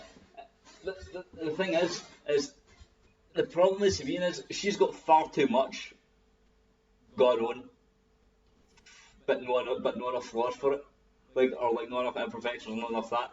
Yeah. So she's always painted positively. similar to Ezra. You can definitely, and that doesn't just happen to female characters, it can happen to male characters Yeah, as well. it's literally Ezra as well. That's what I'm saying. That's what I mean, like both of them feel like, Both of them are fucking like Mary and Gary Stews. yeah, In a sense, there's no point to them. there's no point to them. The only time where Ezra felt like he was in danger was when he was by himself with Darth Maul. Aye, because I felt like that was interesting That was because interesting. he was actually he actually had a character as Yeah. well. He actually had a character during the Darth Maul episodes because you could tell that he was somewhat tempted by the dark side. And as And always, that's cool. That's like As always, yes, it's that's a character flaw. That's a character flaw, right? But He's tempted by the dark side, and you're like, yes, of course. He's a young character, and you're tempting him with power. And yes, because as we say, the best tends to see a character tempted, sort of fall into it, but overcome it. Yeah. Like, that's a but you can't have a character overcome something if they were never tempted in the first Yeah. place. Captain Marvel doesn't overcome anything in the Captain Marvel movie. She's never tempted. She was lied to. she overcome from lack of belief And, and and that's not a fucking flaw. That's not a flaw. That's bullshit. I mean, it's kind of a flaw, but it's no one that should be a Imagine how underwhelming Schindler's List was if it started off Schindler being a good guy the full time. Yeah. Like, imagine Schindler's List, but he's already sympathising with the Jews from the get-go. Yeah. Then there's no character arc, there's no change, there's There's watching this character There's nothing. grow. It's like you start at the start maybe hating him, then you're like, I'm actually kind of liking this guy to shit. Yeah. You actually it gives you something to feel for the character. It gives you a reason to care about what has to not only make happen Schindler- around him. You have to make Schindler. So you have to make Schindler agree with the Nazi perspective at the start of the movie for his character at the end of the movie to show how much he changed. Yeah. You can't. So that's what I mean. Like Schindler's List would fall apart if all Schindler had to do was believe that he could free the Jews there. And on top of that, it also it's like Nazi ideology was burned into children and adults. It's like how am I meant to believe? It's like for the start, it's like I never believe the Nazis. Even if you never, you'd be scared of the Nazis. Like it's so burnt in. It's like if you're doing that at the start, it's like it'd be like just chucking like an American into like Nazi Germany. Like you upset Jews, eh? You can't. There needs to be. You have to have like you actually have to have like a character arc, Yeah. a character progression. You can't just be like, yeah, this character has no flaws, never had any flaws. You just don't believe in themselves Yeah. enough. I think that's a terrible message because that message preaches entitlement. Entitlement. It It preaches tells that. you to never take criticism. Yeah. Doesn't give you a reason to think about your flaws and working on yourself to better yourself and stuff. That's a horrible, That's a horrible. horrible message to put out Yeah. there. Like, just believe in yourself because a lot of people that you are sitting saying that you don't even want to watch and read are like racist, sexist. They're going to take that message. They're never going to build into criticism. Yeah. They wouldn't. Like you're basically being there, but you're basically just being there. You're being at its extreme as the other side. You need to make your character likable and likable. Like think about it. Why would people sit and like Walter White, a fucking meth dealing character, more than they like your Mary Sue characters or your Gary Sue characters? Because It's simple. he's a character with flaws. Yeah. And on top of that, they give him a reason. He's got cancer for the start. He knows he's dying, but he wants They to. don't glorify. They don't go. The show goes out like a show. You know he's a fucked up person for what he done. But it's so interesting to follow him. It's so interesting, and at the start, It's a tragedy. It's a tragedy. You watch a tragedy to see it, the downfall of a good man, or suppose a good man. He was an inactive man, which he wasn't exactly. He was a passive man. yeah. Yes, he's also a pretty great character in that because he's a fucked up individual to the start. But he's an innocent. But even though he's innocent in the sense, but he's definitely full of crime. He's full of crime. But I mean, but this is like. But you want. I feel like a lot of people wanted Walter like to actually face repercussions Yeah. as the show went on, and a lot of other people wanted to see Jesse get freed, and that's what the.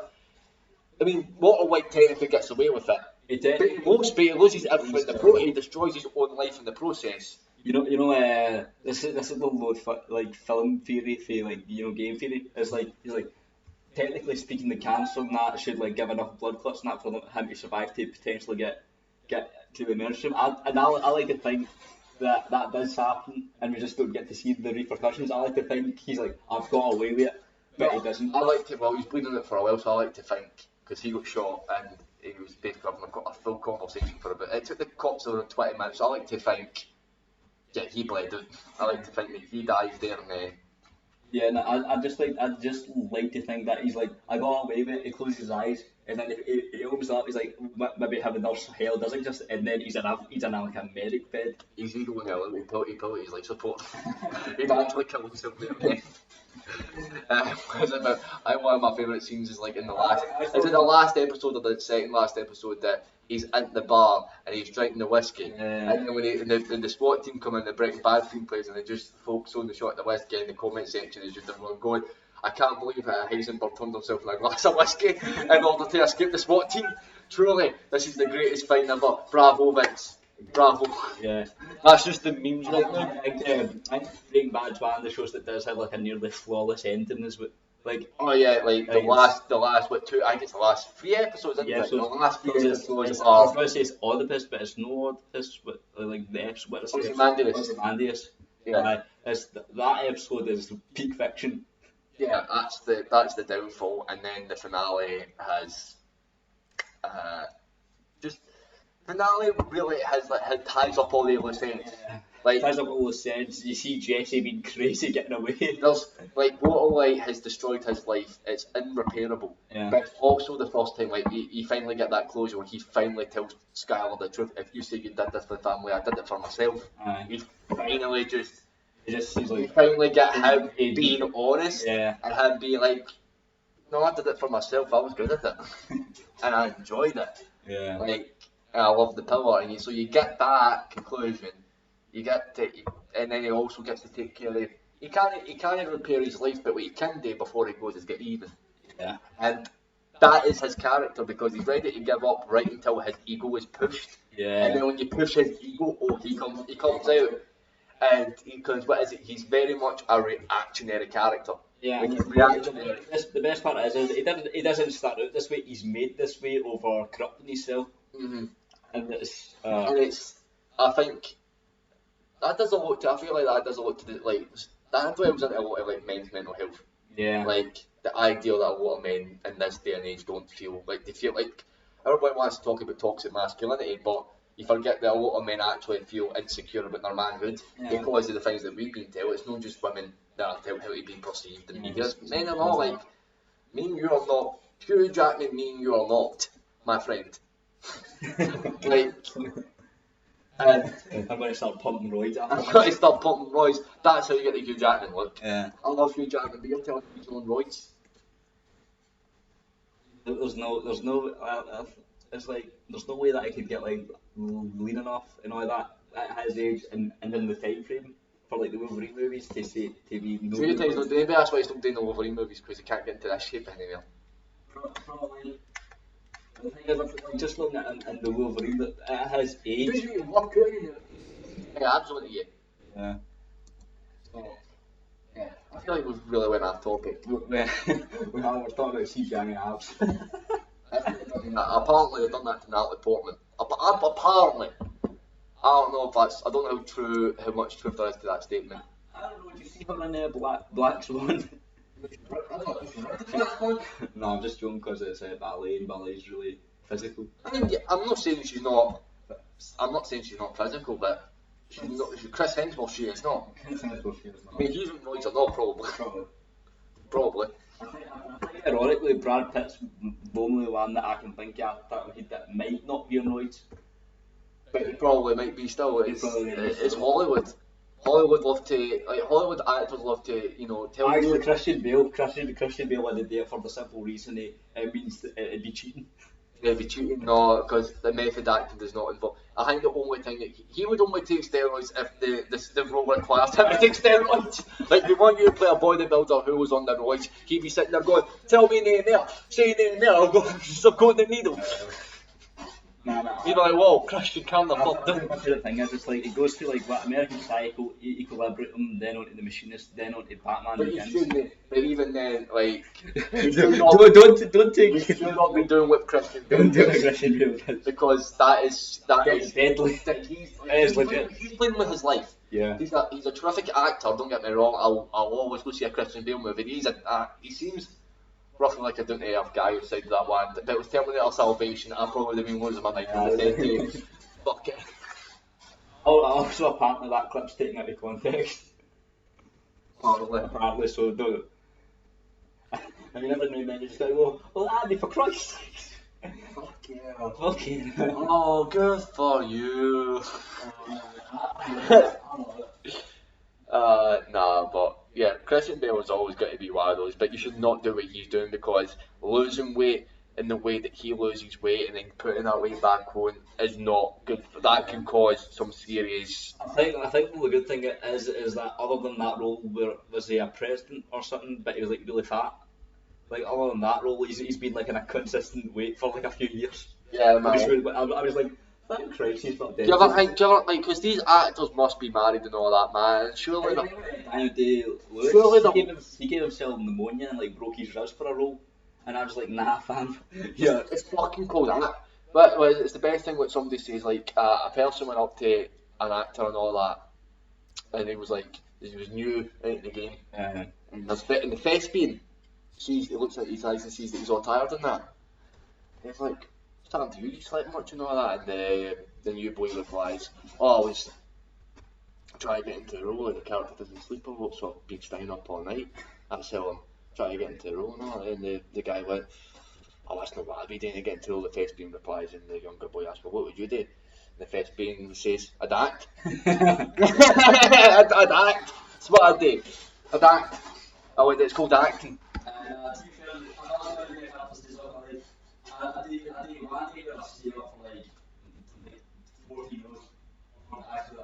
I get the idea of styling character like for a film rehearsal, especially if you're getting like very. I get the idea of styling character, especially if you're trying to like. Look, is staying up late to get like my physical do that.